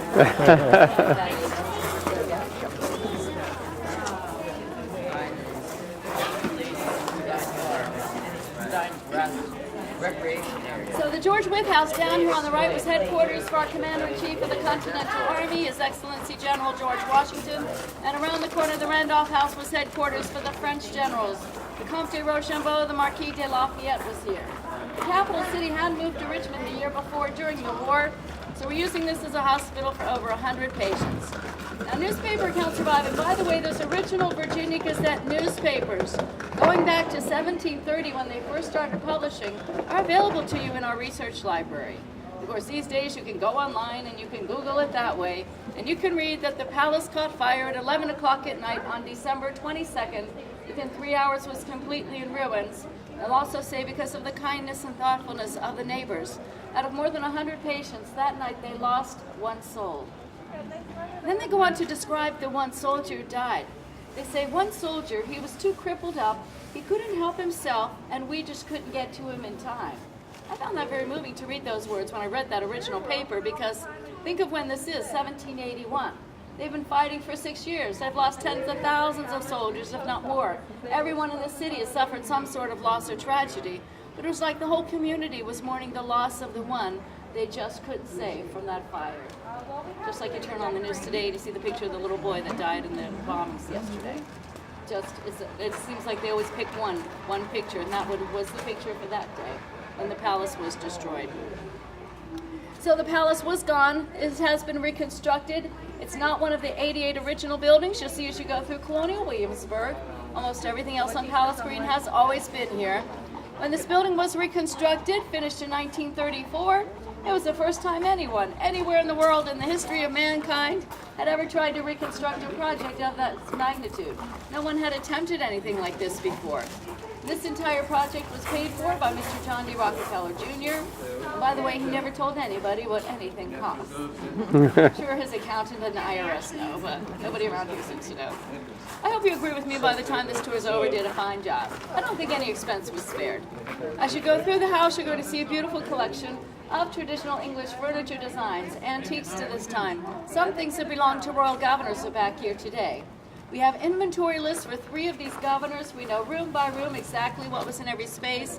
They tell us things like how many jelly glasses were on a shelf in the pantry, what was in the kitchen. They tell us when one governor lived here, he kept 24 pounds of chocolate in an above-stairs closet next to his bedchamber and 2,000 bottles of wine down in the cellar. Okay, there's a couple of things you're not going to find today. You won't find 24 pounds of chocolate or 2,000 bottles of wine sitting around. But other than that, I think you'll get a real accurate view of how the palace looked for those royal governors. Good day, folks. Welcome to the governor's palace. No, the governor is not, but you're welcome to see where he lives. He's gone. Long gone. All of them. Yes. Those of you who have joined us, you're going into a reconstruction of the palace. This is going to be the home of 7 royal governors. Patrick Henry will live here for 3 years as the first governor of the Commonwealth of Virginia.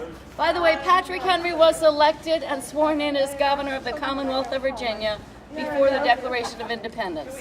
So he's not only the first governor for our Commonwealth, he is our first elected American governor. He doesn't move in until he was actually elected on his birthday, May 29th, but he doesn't move in until September, I think September 7th or 9th, somewhere around there. Actually, after he was elected, he goes back home to Scotchtown. He has malaria. And actually, even the newspaper reports say they think he's going to be dead within a week. So, yeah, I think about that sometimes, and I think, well, did people just vote for him out of pity? And, you know, maybe it was, they weren't really expecting him to take over. It looks good, real good on the epitaph, you know, on the memorial, on the stone there. Oh. Actually, here's something that I might not be able to point out during this tour. When you go into our dining room, what we're going to do is we're going to go into this room first. We'll go upstairs and around. You'll see in the dining room, you'll see a 3-cornered chair. And that is Patrick Henry's chair. It is documented as the one he died in. We got that chair from Leatherwood Plantation just 2 weeks before they had a fire. And they lost a lot of things. That's his last home. Folks, before we... I've been told to show you about today. Tell by the looks on your faces, some of you have not heard the news yet. Madam, have you been to Mr. Purdy's, the printers? No, I have not. Well, it's not unusual that ladies can't read these days. How about you, sir? Have you been to the taverns to hear the news? I've been, well, well,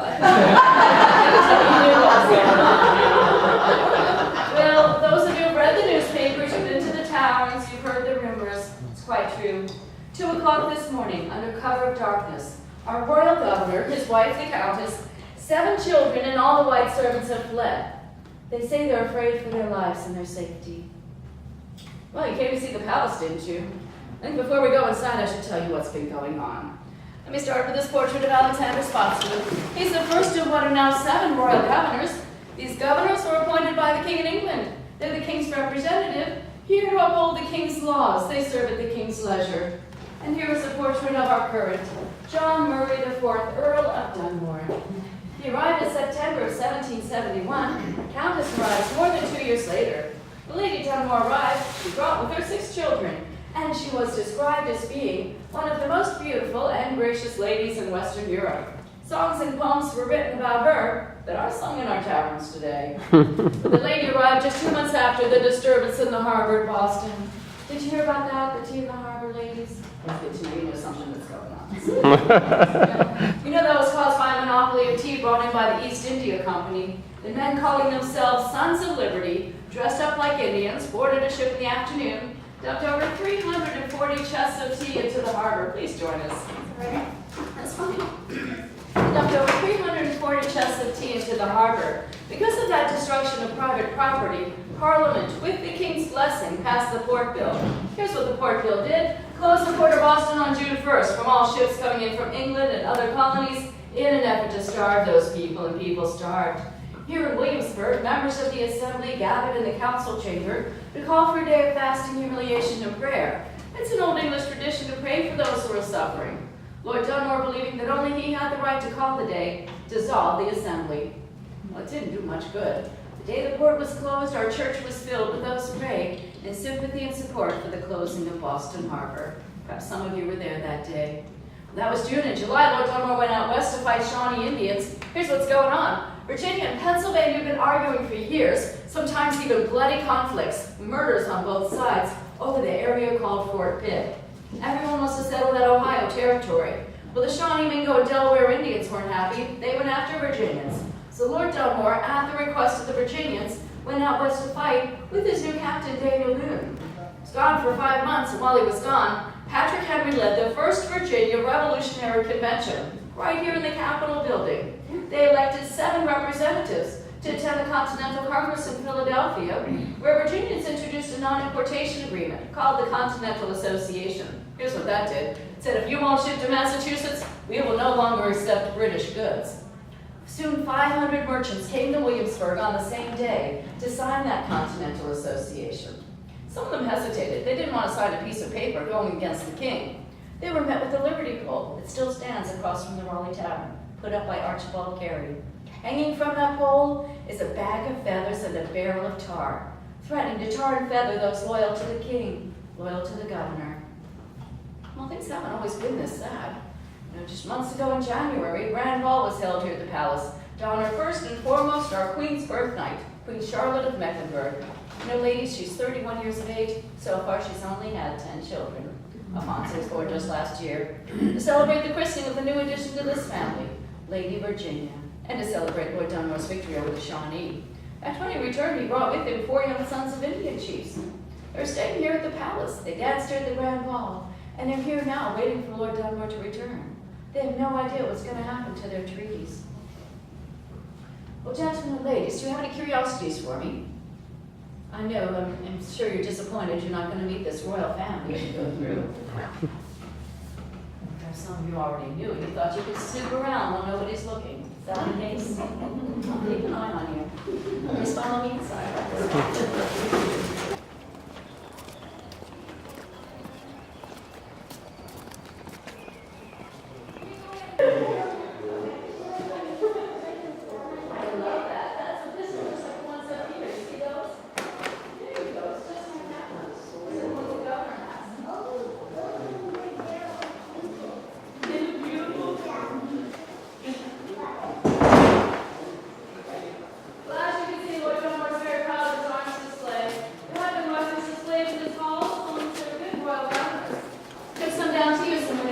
The Shawnee. These weapons have gone as far as Cartagena, Colombia with our royal governors. Now you don't see Mrs. Scott here in this pantry. This is her office. Usually that door's kept closed and locked and she's there, but she's gone off with the family and she's left the door wide open. Well, sometimes there are valuables there. Sometimes she keeps sugar in that room. Have you ever had sugar before? Yeah. It makes candy, doesn't it? It's good stuff. And spices are there, and silver. You may have seen Lord Dunmore's personal tray. It's the one with his coat of arms on it. Yes, that's like leaving the door wide open with your money just sitting on the shelves. Now, Captain Foy and Mr. Menzies conduct business in the parlor in the morning when the room is not being used by the family or for entertainments. Yesterday morning they were here. A young man was here to purchase a marriage license, and they tended to him. Well, they've gone off with the governor now, so I don't know what we'll do if ship's captains come here to purchase Mediterranean passes. Excuse me, sir, do you understand Mediterranean passes? No. I don't either.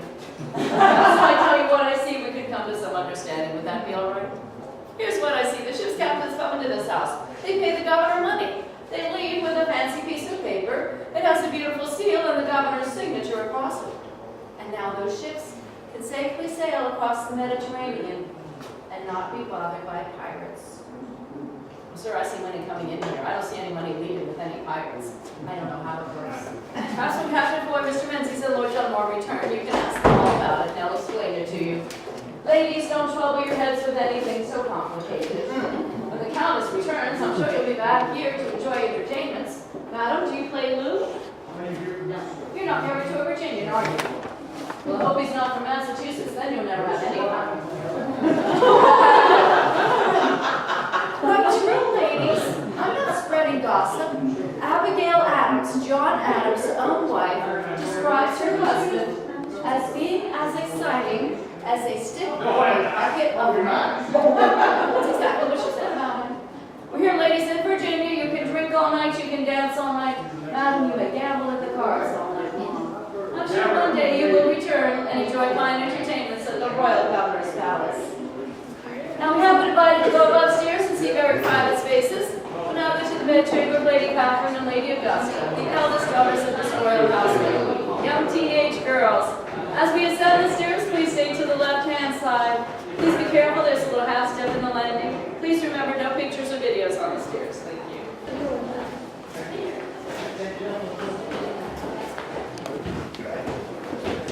And Lady Augusta, the two young ladies share this room, share this bed.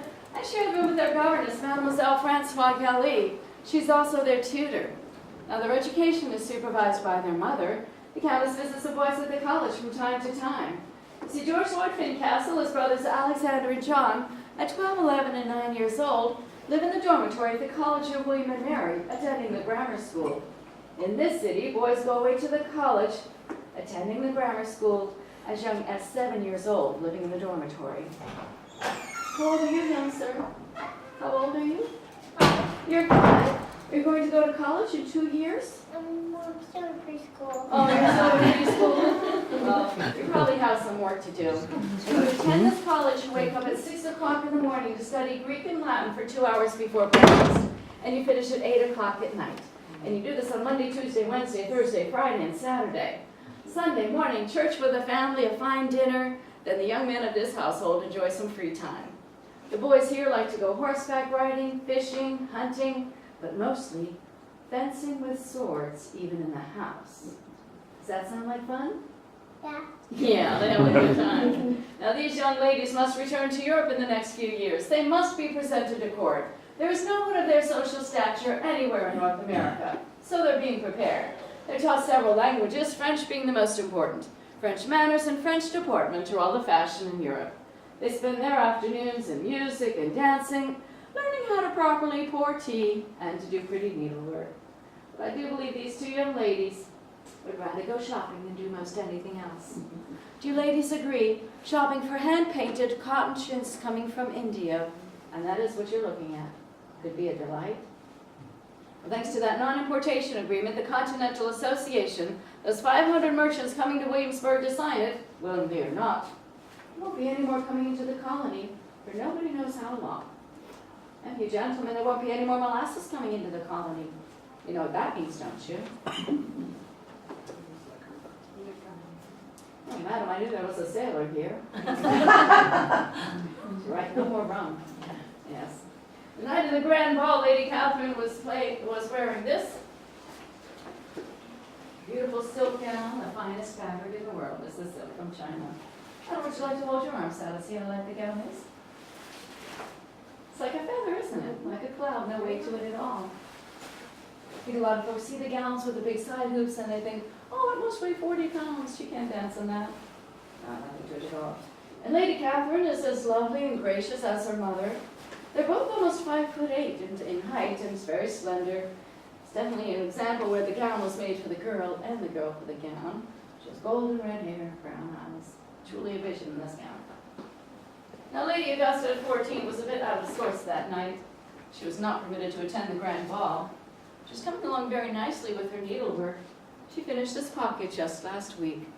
She chose the colors, executed the stitches perfectly. And while she made this pocket, she sang the song, Lucy Locket Lost Her Pocket. As you can see, a lady could lose her pocket.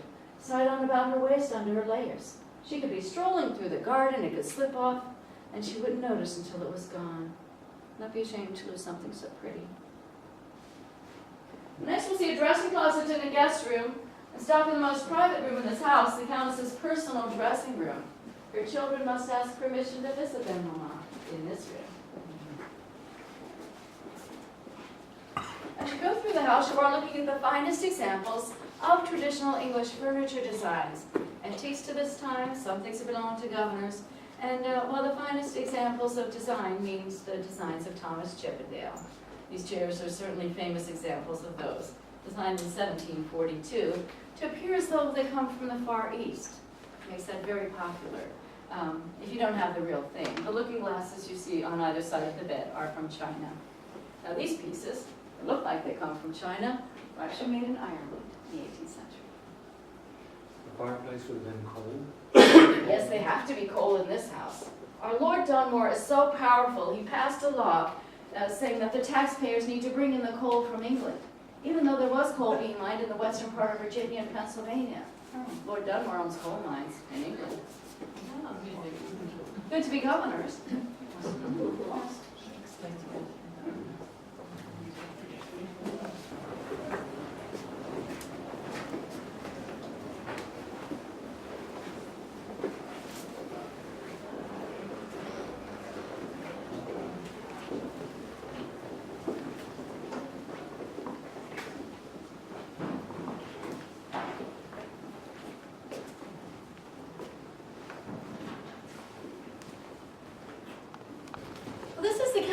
dressing room before she arrived. Lord Dunmore used this as an office, reception room. He had his desk here, greeted the governors from the Carolinas and Maryland. Then the Countess arrived. He went out to fight the Indians. And while he was gone, his desk went downstairs to the dining room. Yes, you know what that means? The Royal Governor of Virginia, King's representative in North America, the highest-ranking royal in all of North America, Commander-in-Chief of the British forces in North America here in Virginia, must now conduct business in between or during meal times. So his wife could have this for her clothes press, where she keeps her silk stockings and the ribbons for her hair. And the dressing table is just like the Queen's. Oh, madam, have you attended the Queen at court? No. Maybe on your next trip to London you will. Lady Dunmore has. She is a peeress. She marched in the Queen's coronation parade. They're both only 17 years old and newly married. She saw the Queen's dressing table. I'd have one just like it in there, you see. Night of the grand ball, Lady Augusta was here playing this, the newest of musical inventions, called the pianoforte. Lord Dunmore brought the first pianoforte to the Royal Governor's Palace. That's the first one to Virginia. And the baby Virginia was here in her presentation crib for all to admire, also wearing silk. She has a silk gown, even silk booties for her toes. Presentation crib is different than her crib in the nursery in that the mattress is up high, so your ladies can enter this room and display your courtesies at a respectable distance. You do not go up to this royal child and look down at her. You don't pick her up as you would one of your own. Even the night of the grand ball, she's 5 weeks of age. She is of higher social stature than anyone else in North America, save her own family. So you will show her royal deference, or you will be shown the door, I'm afraid, yes. Above stairs on the 3rd floor are additional chambers for children and servants. Winding staircases go all the way from the cupola down to the cellar for children and servants to go through. Now, just weeks before that grand ball in January, Lord Dartmouth, in a show of his royal strength and power, sent a circular letter about to all the governors, telling them to prevent the importation of gunpowder into the colonies. In April, Lord Dunmore sent Marines in the middle of the night to remove gunpowder from the magazine, place it aboard their ship the Magdalene on the James River. This caused quite a stir. The people in the town here thought that gunpowder belonged to the colony and not to the crown. As many as 600 men, women, and children started to storm the palace. They gathered at the end of the green the next morning.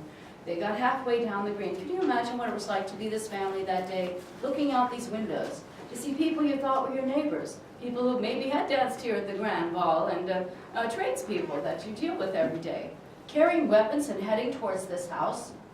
Well, they got halfway down the green when fortunately cooler heads prevailed. The treasurer, Robert Carter Nicholas, next door, our mayor, John Dixon, Peyton Randolph. They calmed the mob. They entered the palace to talk to Lord Dunmore, again telling him about the gunpowder belonging to the colony, not to the crown. Lord Dunmore's answer at that time was that this was the highest of insults, so no more was spoken of it.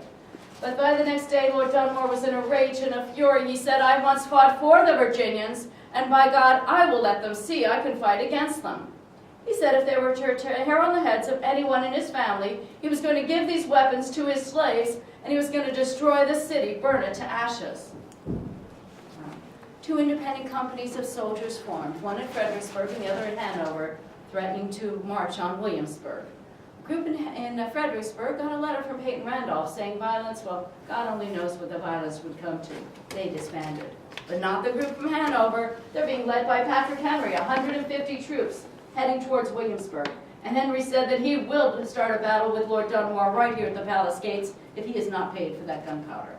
Gets right outside of town to Din Castle's Ordinary when a representative of Lord Dunmore meets him with Lord Dunmore's own funds, 330 pounds sterling, much more than that gunpowder was worth. But by this time we have news of Lexington and Concord that took place just days apart, and the bloodshed there, 1,400 dead at Lexington and Concord. Lord Dunmore's trying to prevent bloodshed right here in Williamsburg. Yes. Well, things cooled down, but just until a few nights ago. Now please be very careful on the stairs as we go below. You'll have a look in the dining room. Main meal of the day is served between 2 and 4 in the afternoon. Children are permitted at the dining room table when they're between 10 and 12 years old, have adult manners and can engage in adult conversation, which means you can speak about politics and fashion and do this fluently in French. You also have to be able to sit still for 2 to 3 hours. And those are just 2 of the 43 different rules for children at the dining room table. Please be careful on the stairs and stay to the left.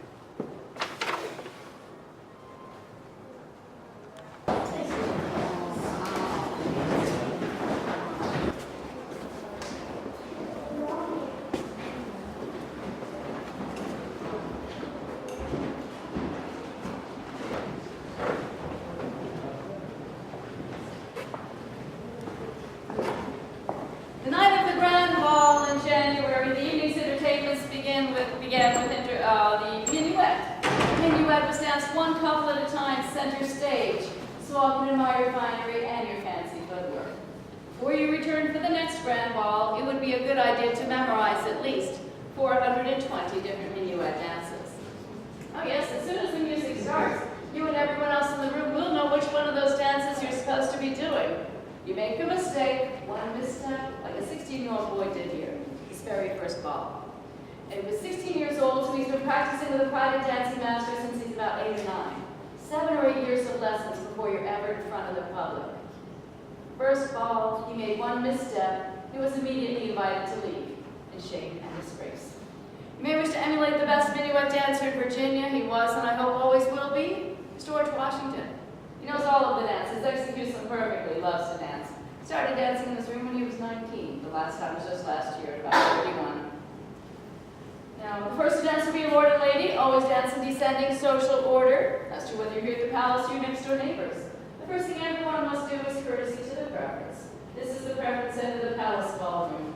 Surrounded by original coronation portraits of King George III and Queen Charlotte, painted in the 1760s, ancestors of our Lord and Lady, Charles II and Catherine of Morganza, painted in the 1660s.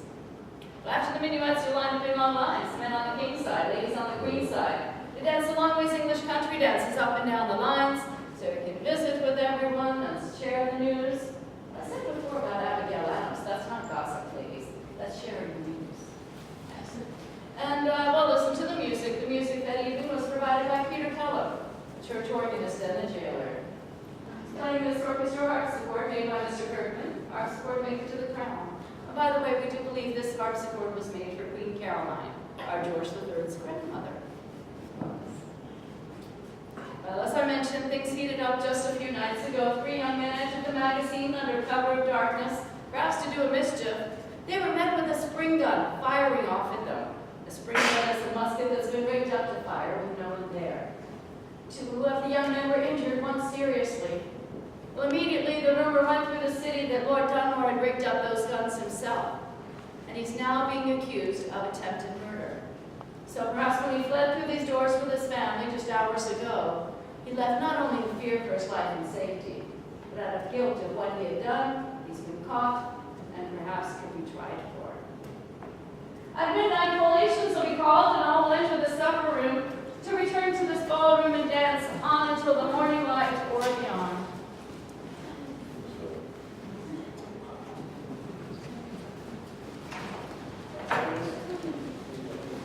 English ball supper of sweets and meats includes 4 or 5 meats, 1 or 2 vegetables, 20 to 30 desserts.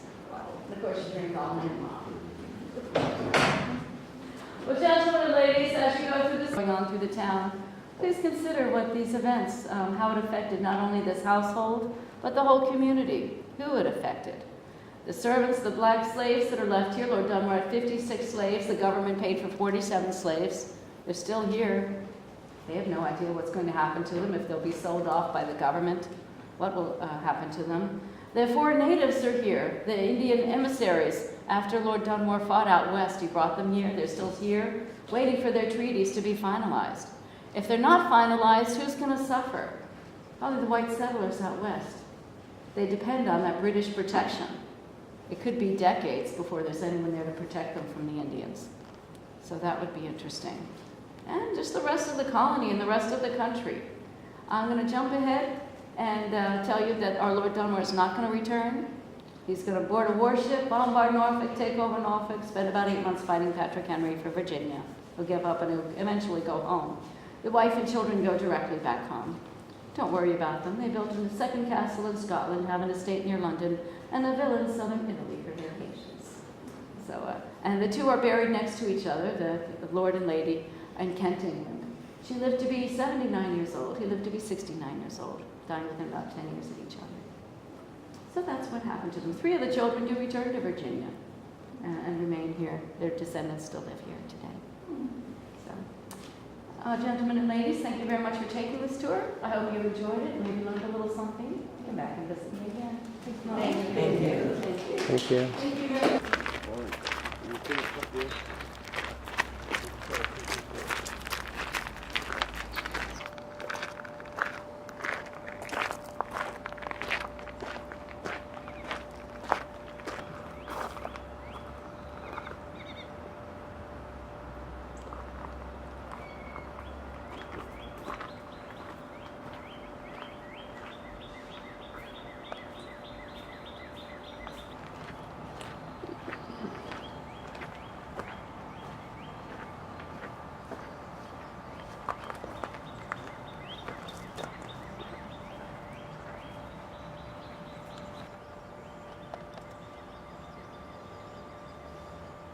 I guess the hedge mage is back there.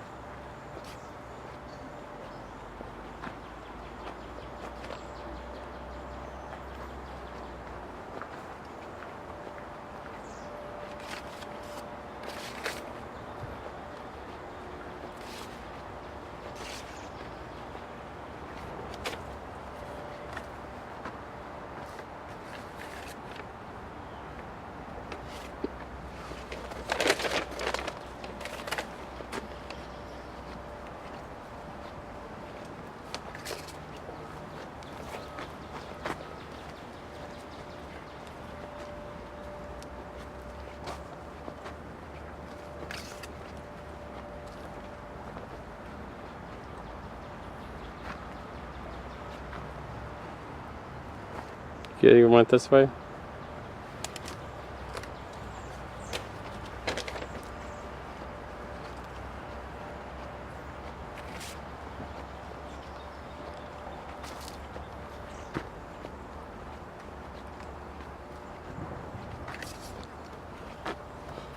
Dead end?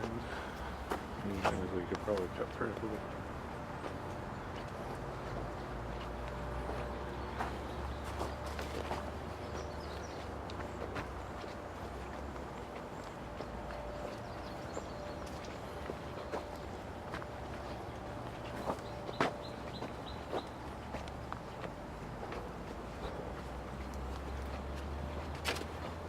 Hey, bugs.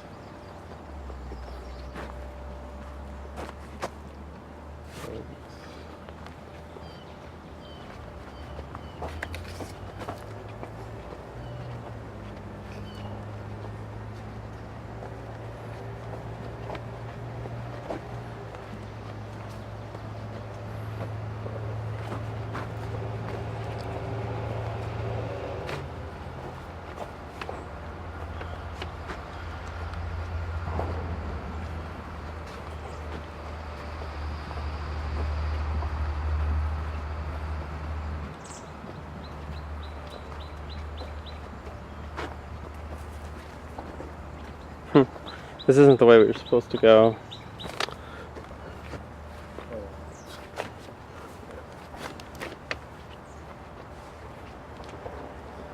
It's pretty neat. Place at the top.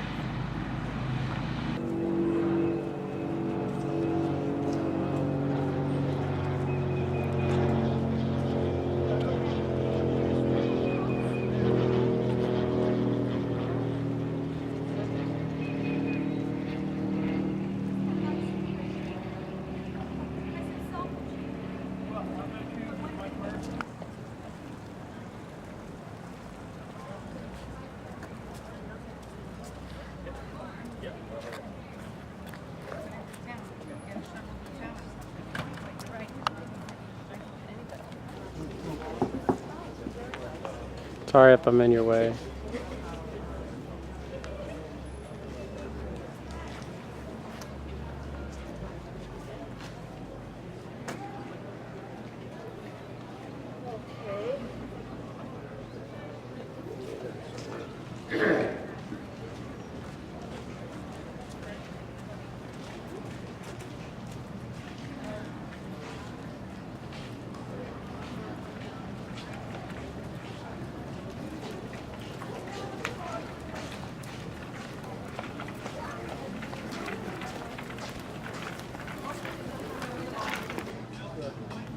Mr. John, the 7 years I've been here, they've gone through a lot of.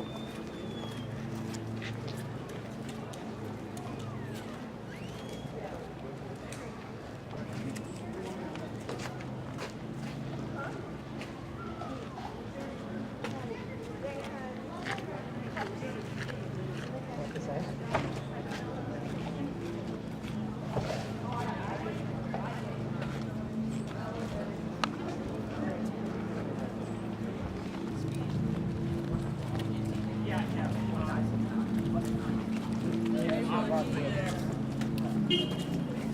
think I should have bought them.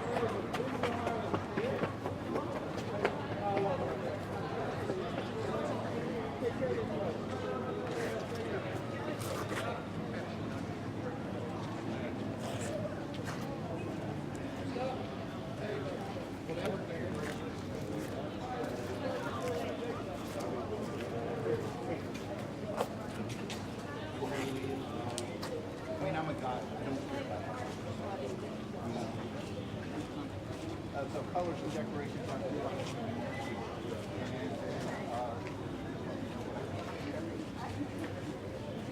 all right. Well, thank you very much.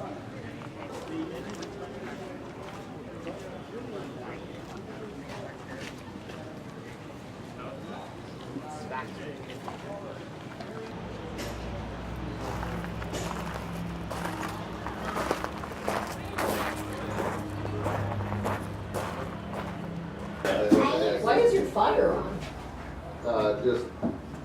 It's a interpretive fire. I was gonna say.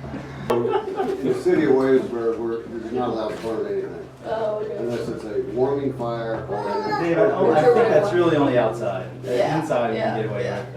with it. We can burn the trash, it's fine. Well, they don't like it fire. We have fire pits We have outside. short trips, scraps. I got yelled at for burning oily rags in a fire. Well, what else are you supposed to do with oily rags? Let them catch fires? So how deep is this somewhere? iron piece, the one he's cutting the hole for over there? How deep is the iron here? It's that deep. That deep? Okay. 3/4 of an inch? Yeah. I haven't measured it. So we drill. You said you've got light holes on the wood bottom for of the the points? Or Yeah, Right, we did those first. Yeah. And then kind of worked a little bit of an angle to kind of, you know, Four of them. estimate. Per leg. I used to That's take very woodworking. difficult. Oh yeah, where did you take woodworking? Well, I live in Rhode Island. Uh-huh. So I took I mean, was it a part of your school or was it a class outside?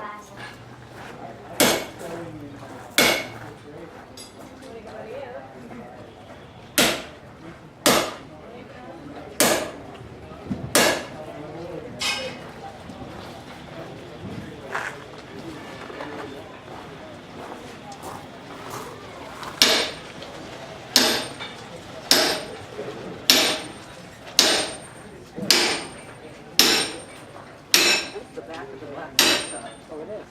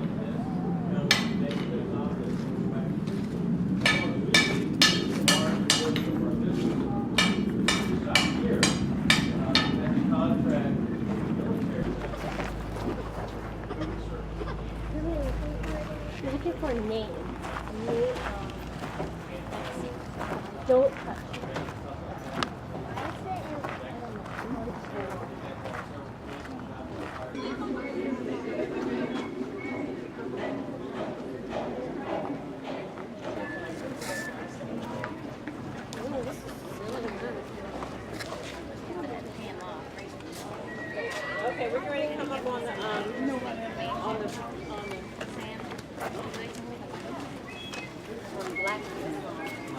Oh, you're good. No worries. Oh, is this the blacksmith? Mommy. Mommy. Wow. Okay. Mommy. Mommy. Mommy, is this the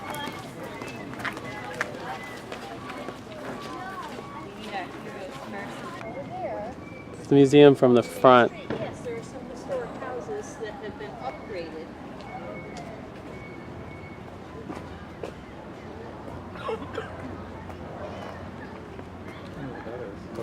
That's the museum we went into. That is? Yeah. Oh wait, you're right. No, it's a hotel. I thought that was the museum for the hospital. You sure? Because that's the direction it's in. The building we went to is all brick. Okay, well I can tell you what it is in a minute when I zoom in. Oh, I can't tell. Williamsburg Inn. That's what it's called. Jesus, it is hotter than hell. Why didn't we start all the way at the beginning?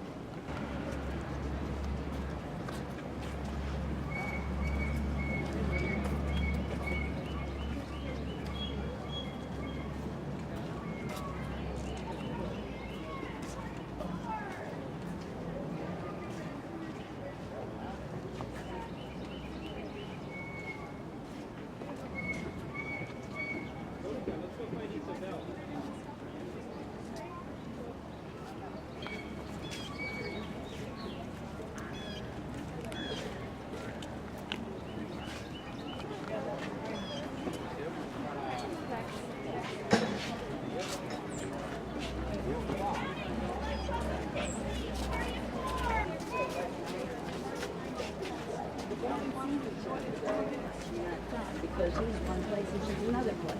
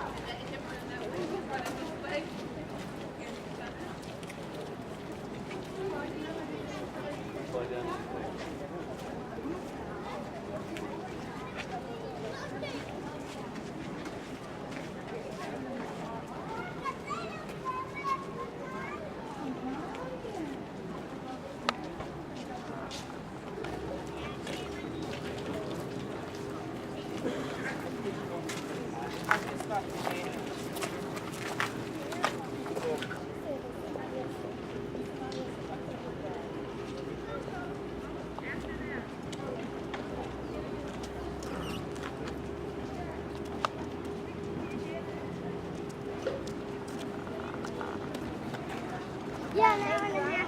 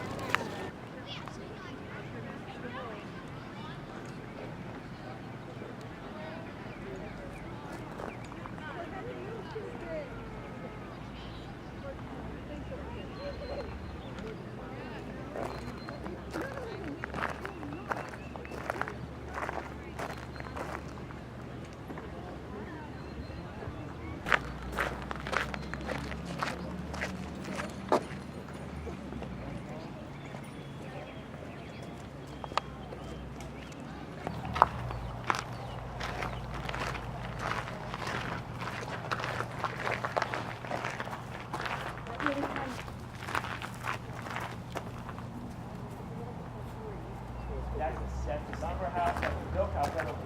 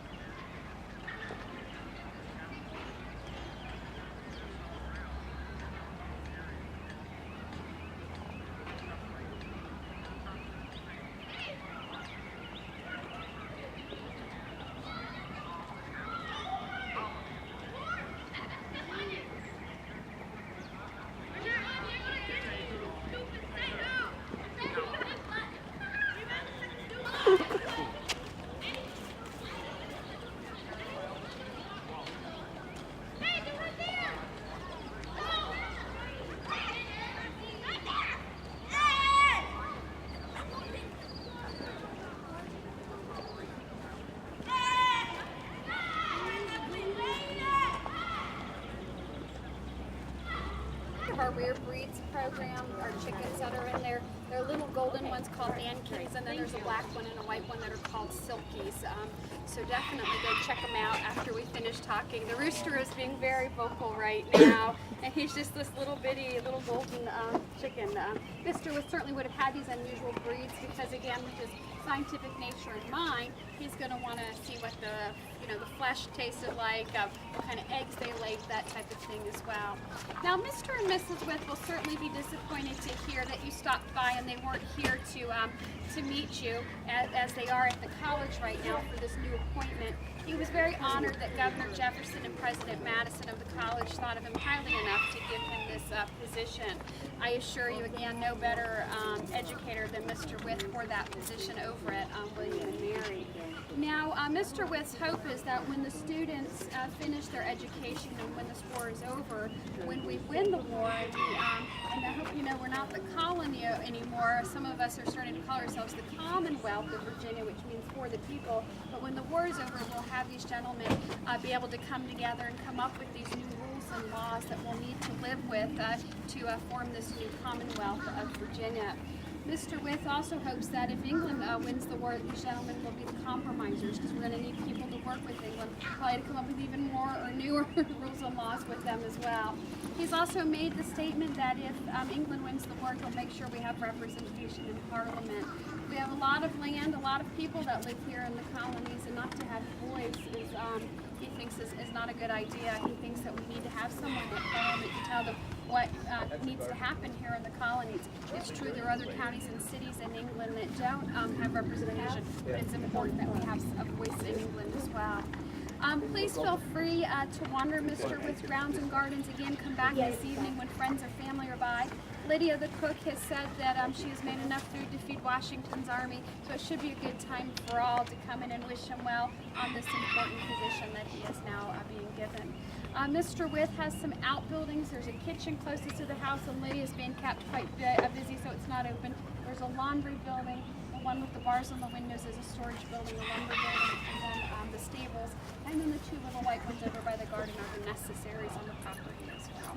I'm going to end 1779 and go back to 2012 and talk a little bit about Mr. Wyth and the slavery issue.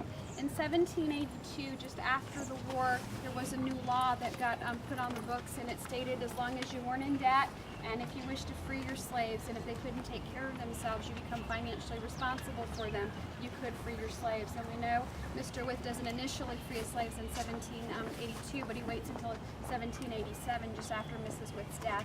And we think he does that because he didn't want her to be without what she's used to having. But as soon as she dies, he is able to free his slaves. He's only allowed to free 4 of the 14 slaves because 10 of them came in as part of Mrs. Wyth's marriage. They're called dower slaves, so he had no legal rights to them, so they had to go back to Powhatan, her brother's property. But the 4 he freed, we know that 3 of them stayed with him. One gentleman, as soon as they moved to Richmond, he died shortly thereafter. He was quite old. Another one named Michael Brown, who was a young gentleman he was teaching law to just before he died. And the other one was Lydia, his cook, who kind of became his housekeeper, taking care of his household. And she will outlive Mr. Wyth, and she'll actually open up a boarding house and take care of others after Mr. Wyth's death. So being used to taking care of others, you know, Mr. Wyth, and now taking care of other people as well. Any questions or comments about anything we've talked about today through the house? Well, I want to thank you guys so much for coming on this tour. When you're ready to exit the property, just around the building is the gate that we entered that began our tour. That'll also get you off of the property as well, because the other gates are locked at this time. And thank you so much for spending some of your day here with us.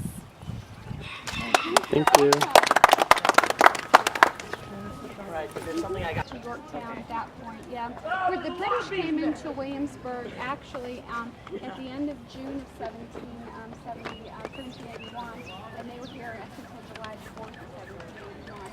And then Washington came in September. They've already moved down in the city. And so famous officers were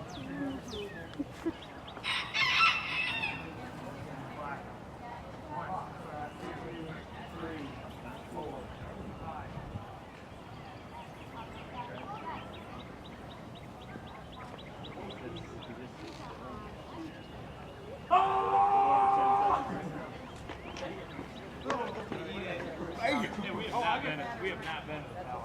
What? Yeah.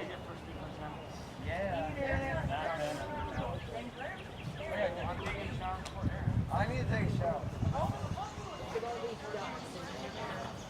yeah, I just got burning dibs on showers. Do you guys spell it?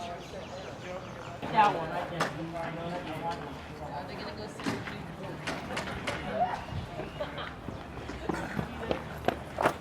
What?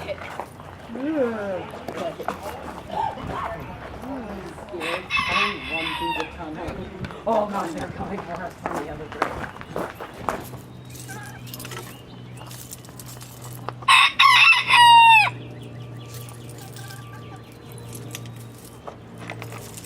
All day, night long.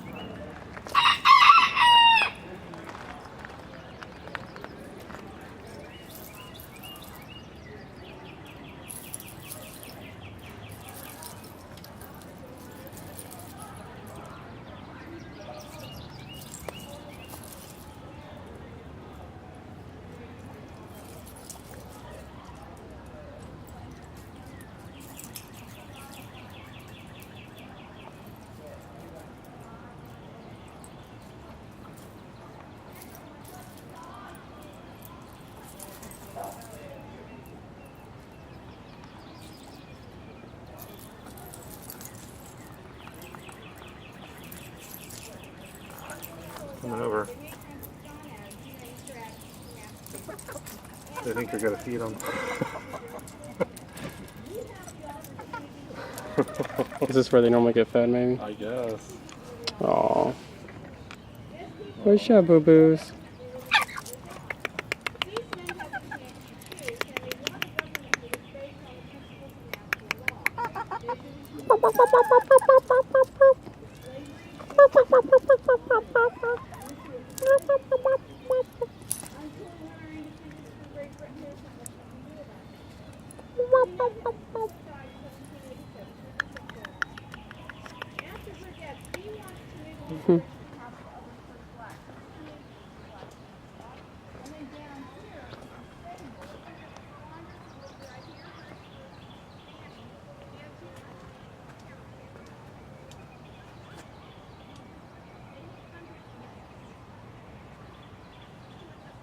It's a pretty robin.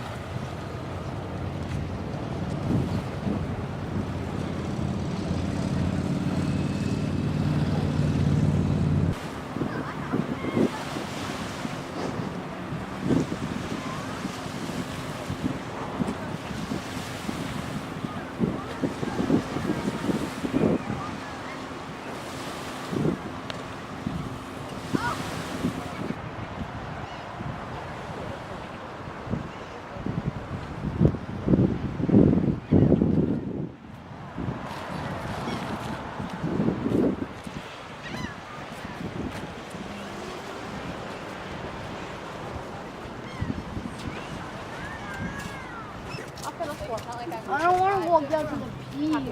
Let's go. I just get really excited.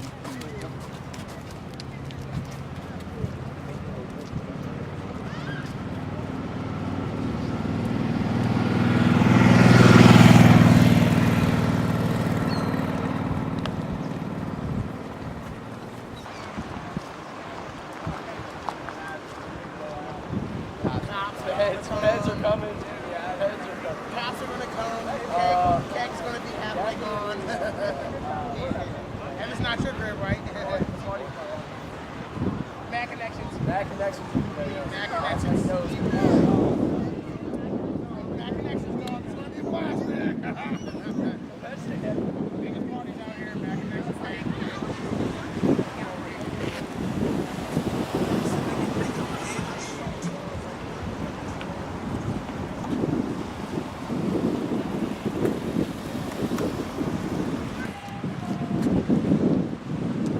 Wow, I did not mean to do that.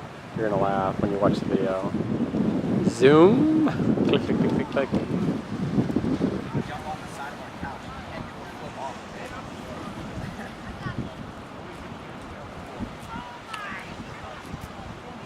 Huh? So cute. Go pump it up.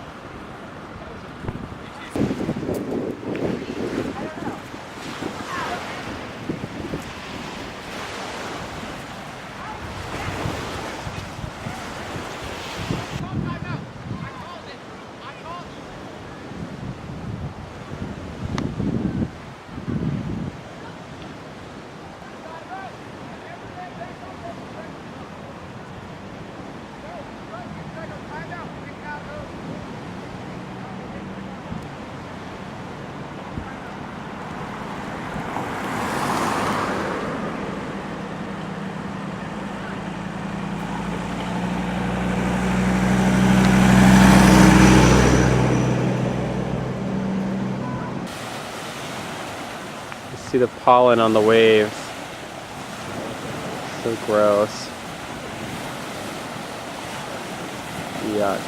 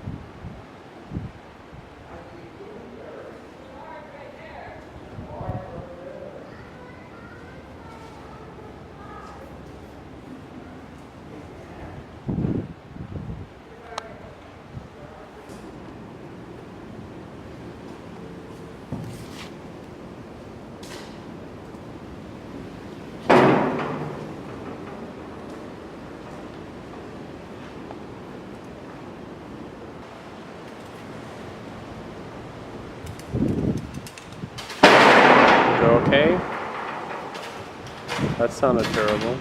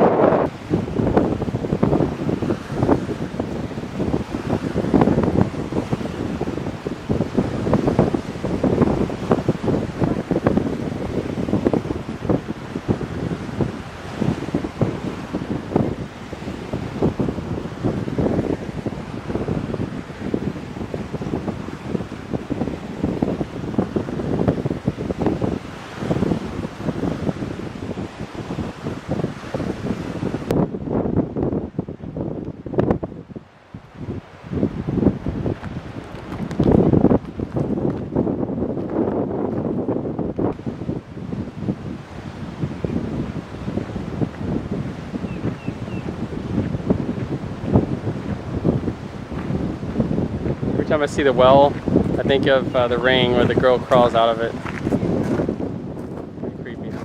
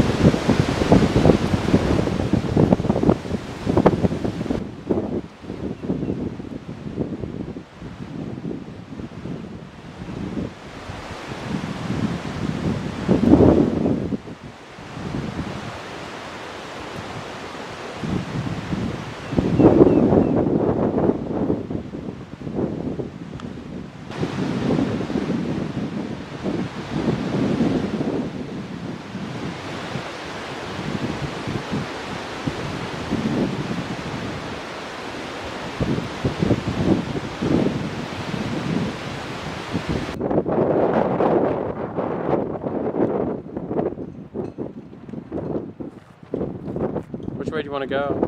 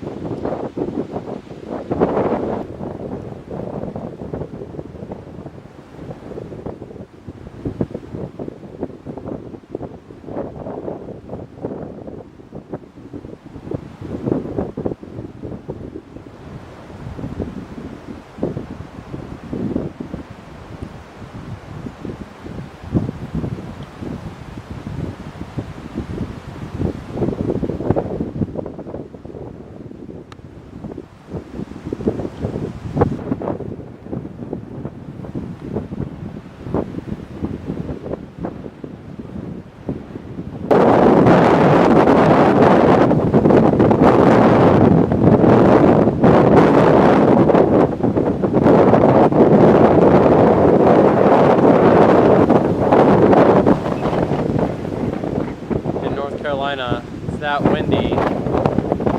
You know where they did the first airplane.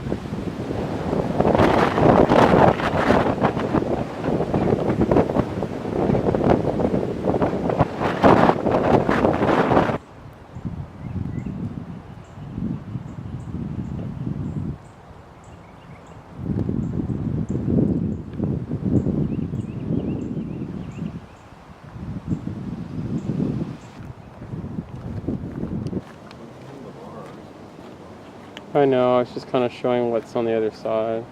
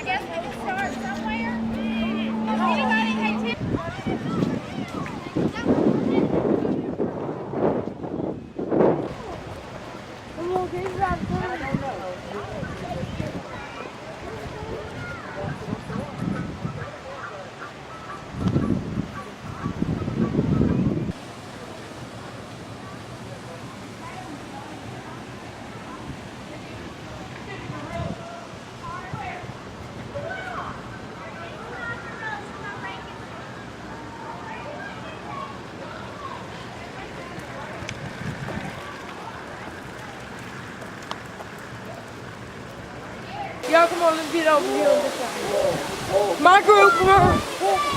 Right here.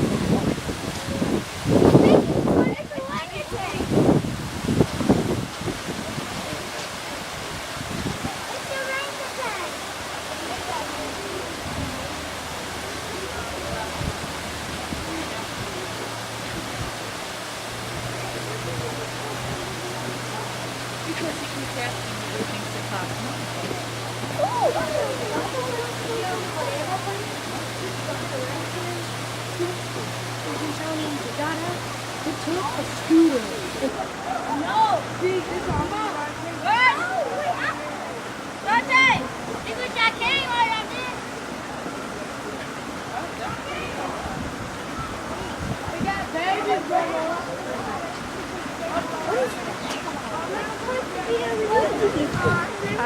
What the freak is that? A monkey! Is that a gorilla?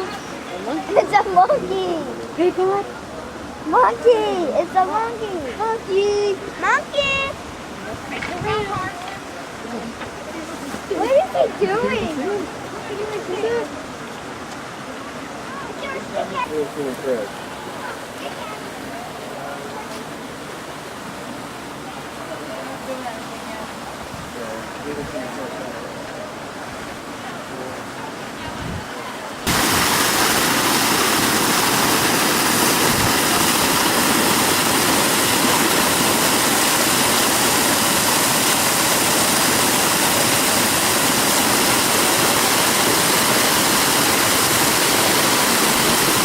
Oh, shoot.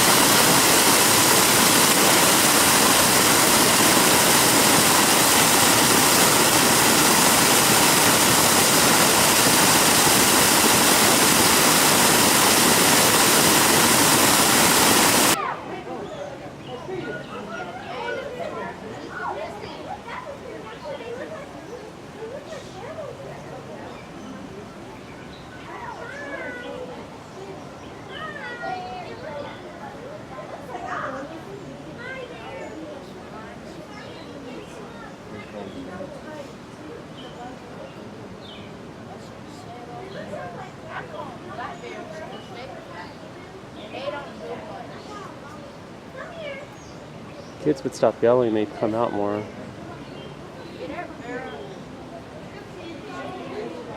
Aw, he's so cute.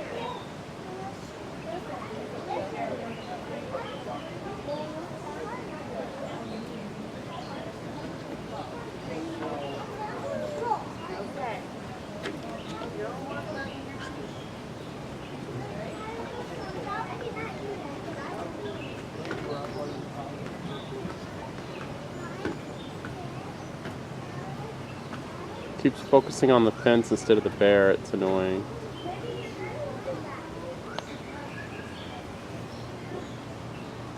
Here it comes. Nope. Red panels up on the field.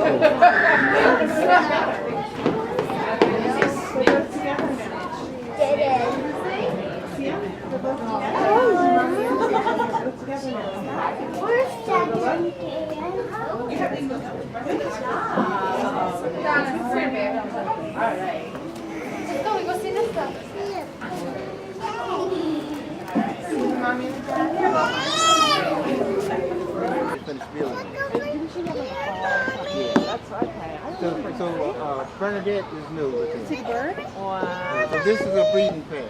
Cool. Okay. Okay, thanks. Goodbye. Did y'all hear me talking about the pandas? A little bit. The female, the one right over top of your head is the female. Her name is Bernadette. She's 2 years old. And the one over to the left is the male sleeping over there. His name is Oscar. Oscar and Bernadette. Oscar is 4 years old, and Bernadette is 2 years old. Oh, look, there's another one up there.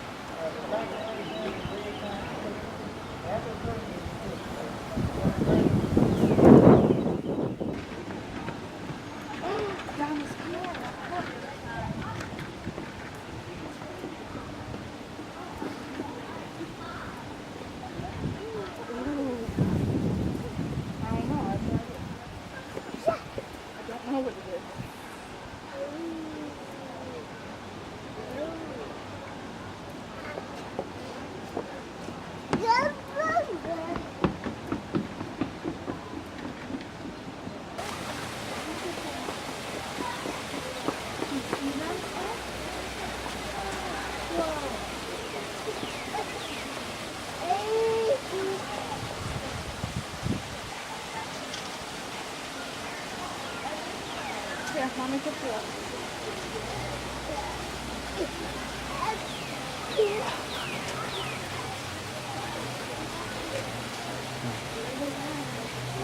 There.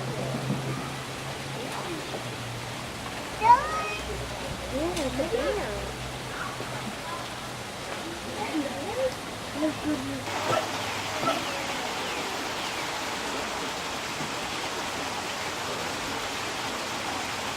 And of course he stops while we come over here. Like, really?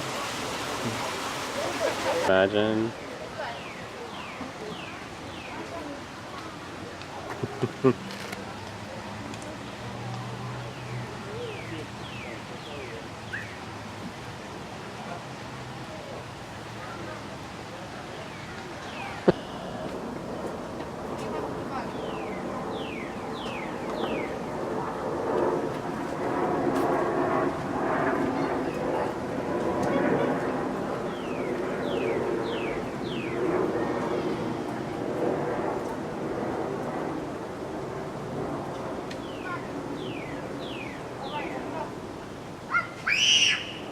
Come here now.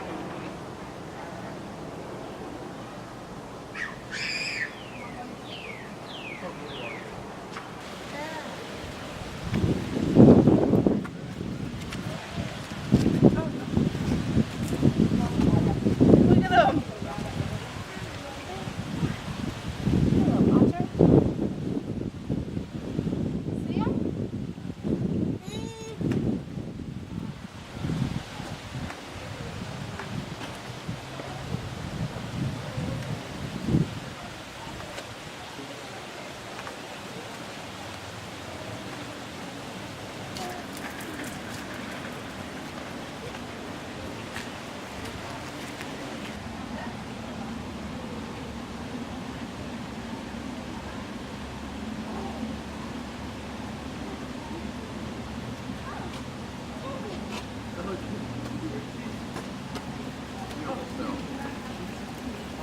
Get the monkey. Oh, that was rather the white sheep.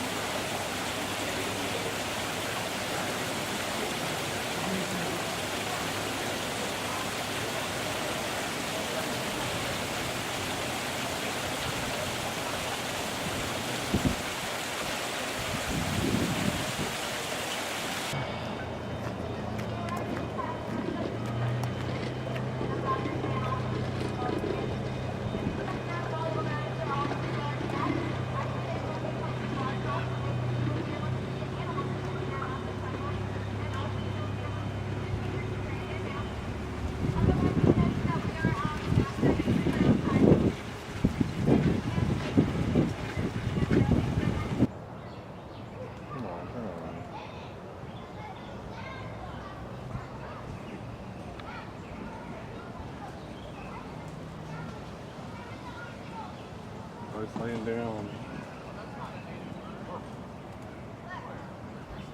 You don't see that very often, do you? Aw. Cute. You're so cute.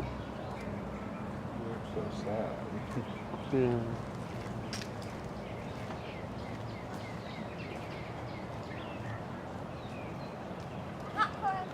Okay, we'll stop and get some.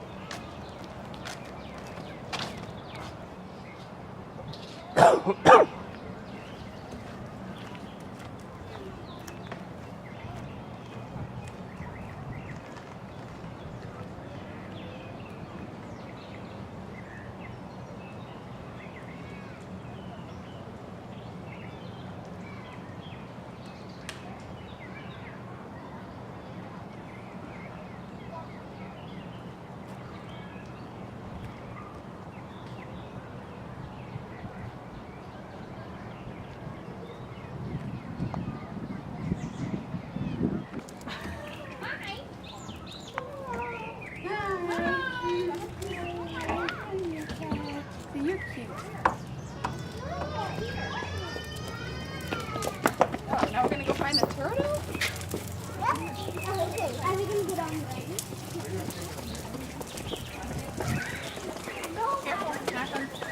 Oh!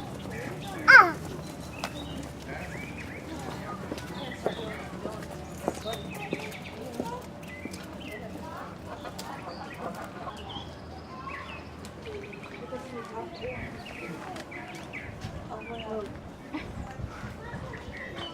No, you're done now.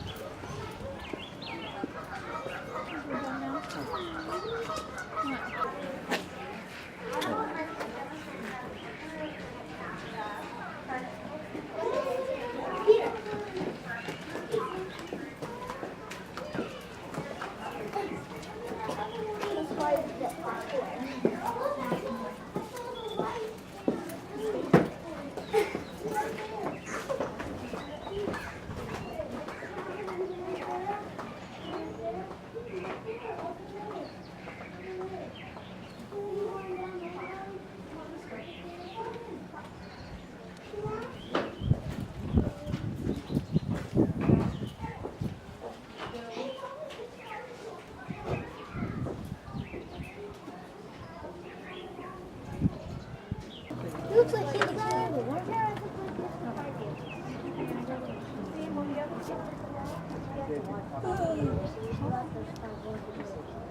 Oh!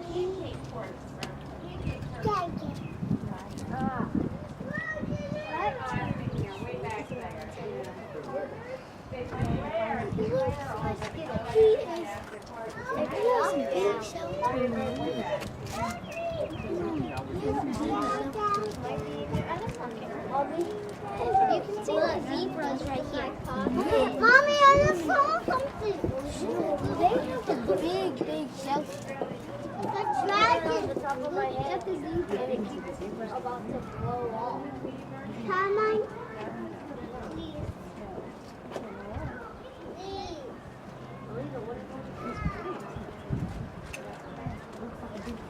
Hey, look at this one.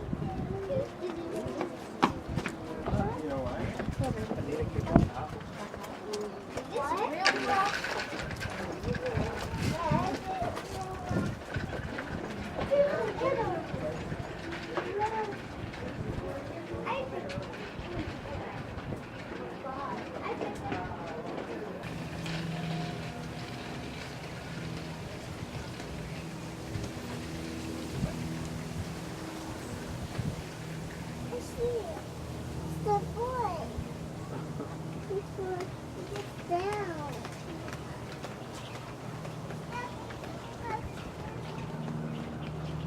That's a great shot with the bars in the way, Jay. The bars just appear though on the camera, so a little bit.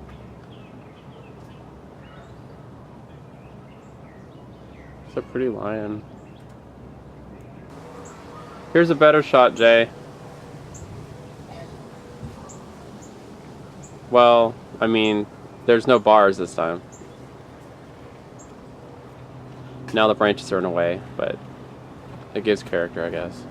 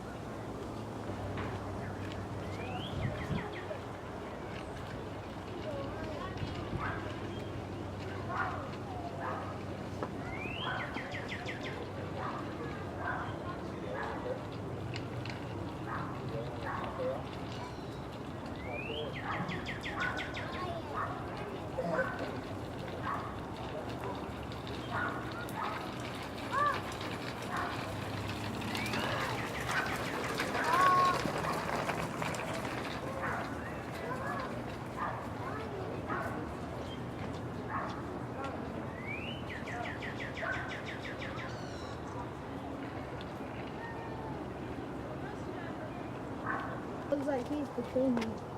He is, yeah. King of the forest. The full. King of the... King of the what? I'm sorry. I know it wasn't wrong.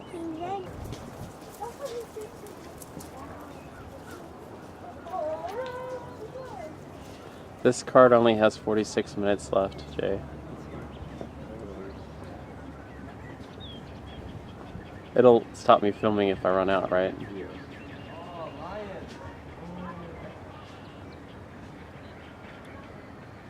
These perched up there perfect.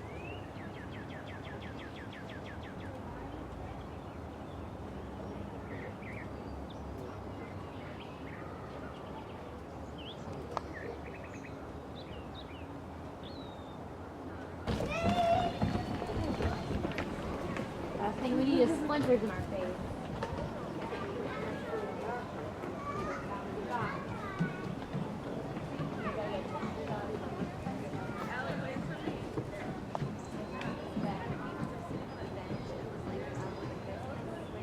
I only see them over here.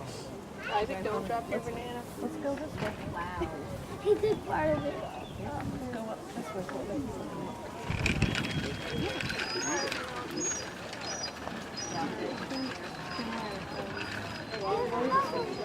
I think it was Wiley.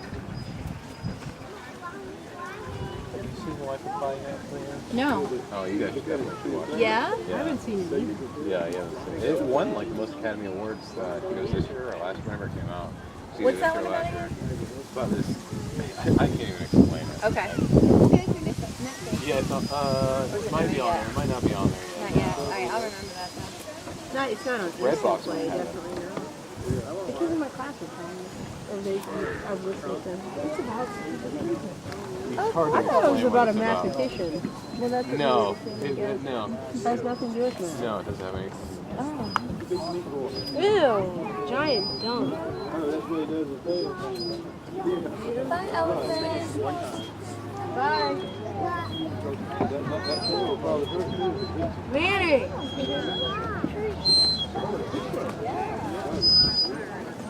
There we go. Whoa.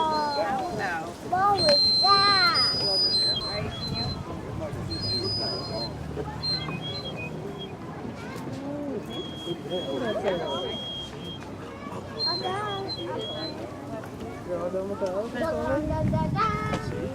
You see it, Carson? You pretty? Look at John here at the party. Yeah, I'm doing the party day. Yeah, I'm moving the wagon.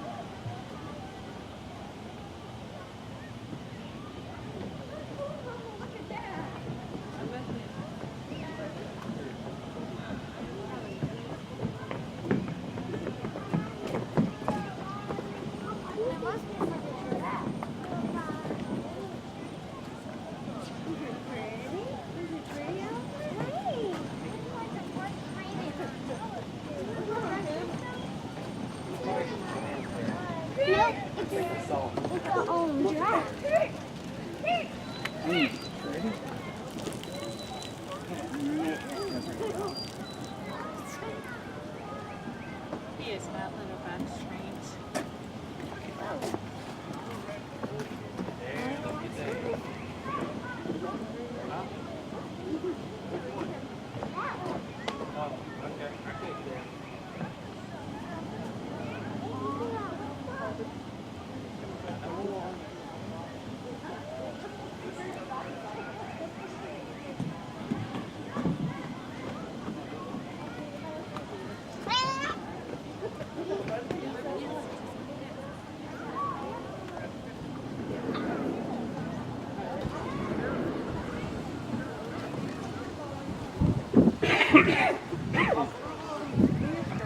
Did you get the elephants?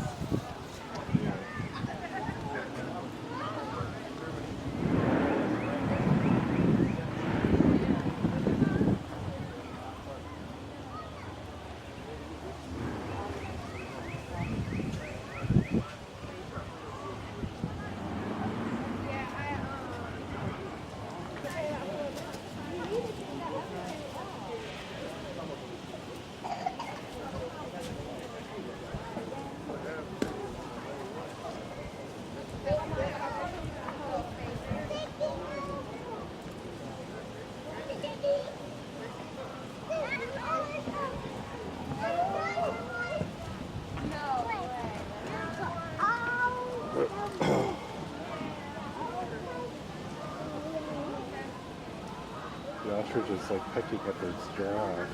Yeah, that ostrich has been doing that all day. The giraffe doesn't care. No, the giraffe cares. After a while, it's gonna try to kick the ostrich. The other one did, and then took a big piss right behind him. And the ostrich went away. I don't know why he's doing that.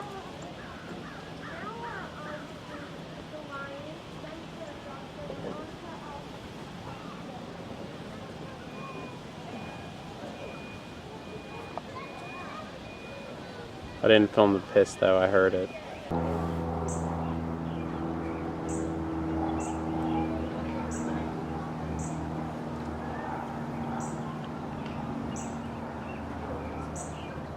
When you take this camera home, don't forget to wipe it off.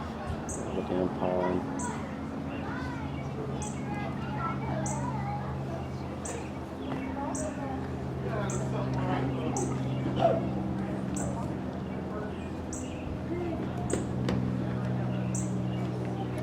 Belly roll.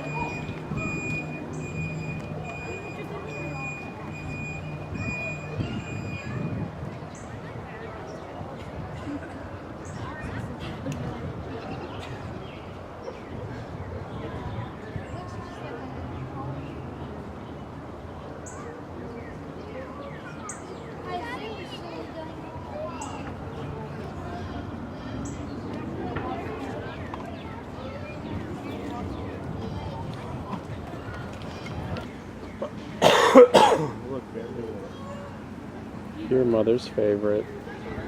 She loves bamboo so much.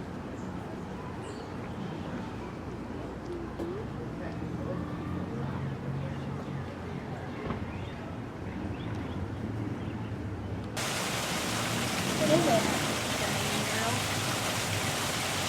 What is it? That thing that says you can put on food to coffee?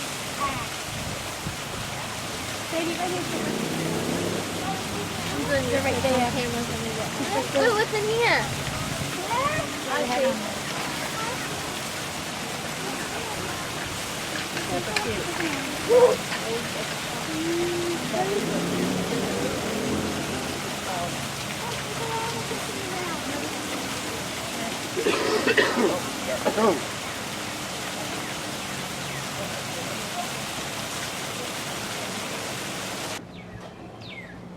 Isaac, the animal.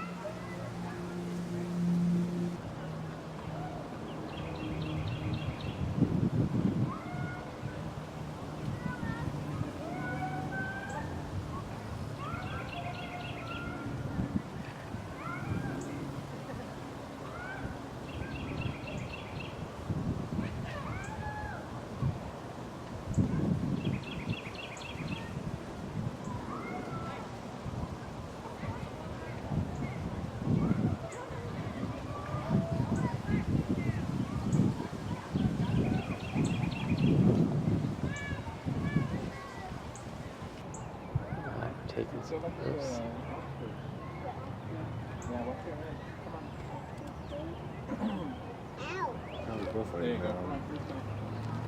Don't see that very often, do you?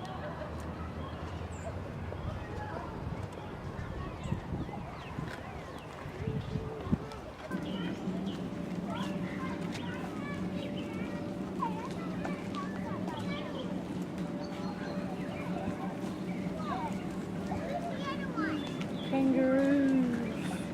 Kangaroos.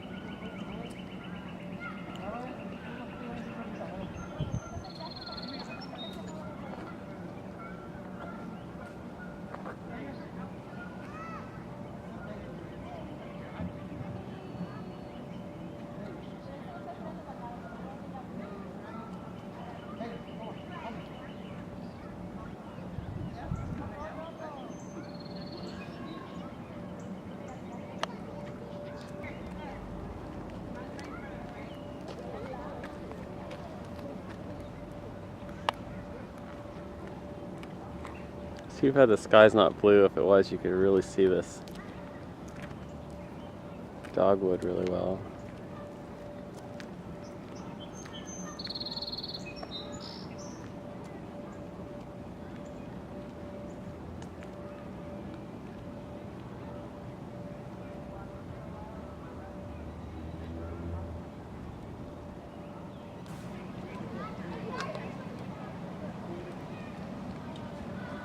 Sometimes it's weird how the camera takes forever.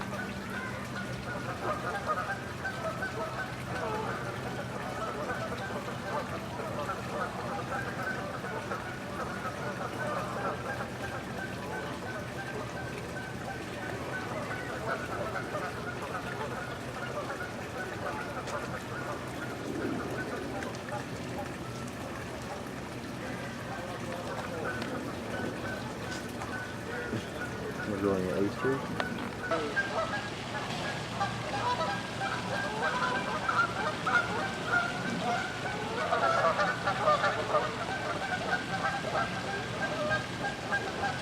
Certainly are making a racket.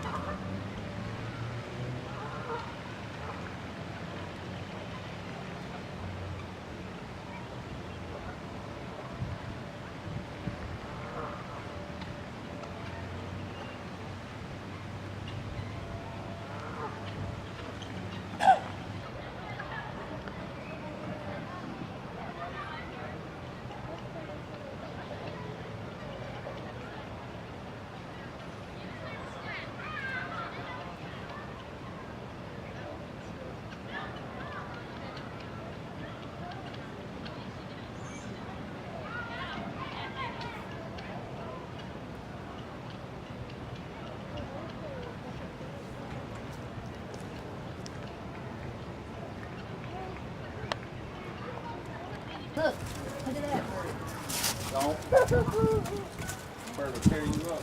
You don't remember when we were at Mount Traction and the bird tried to eat you. Oh, there's another one.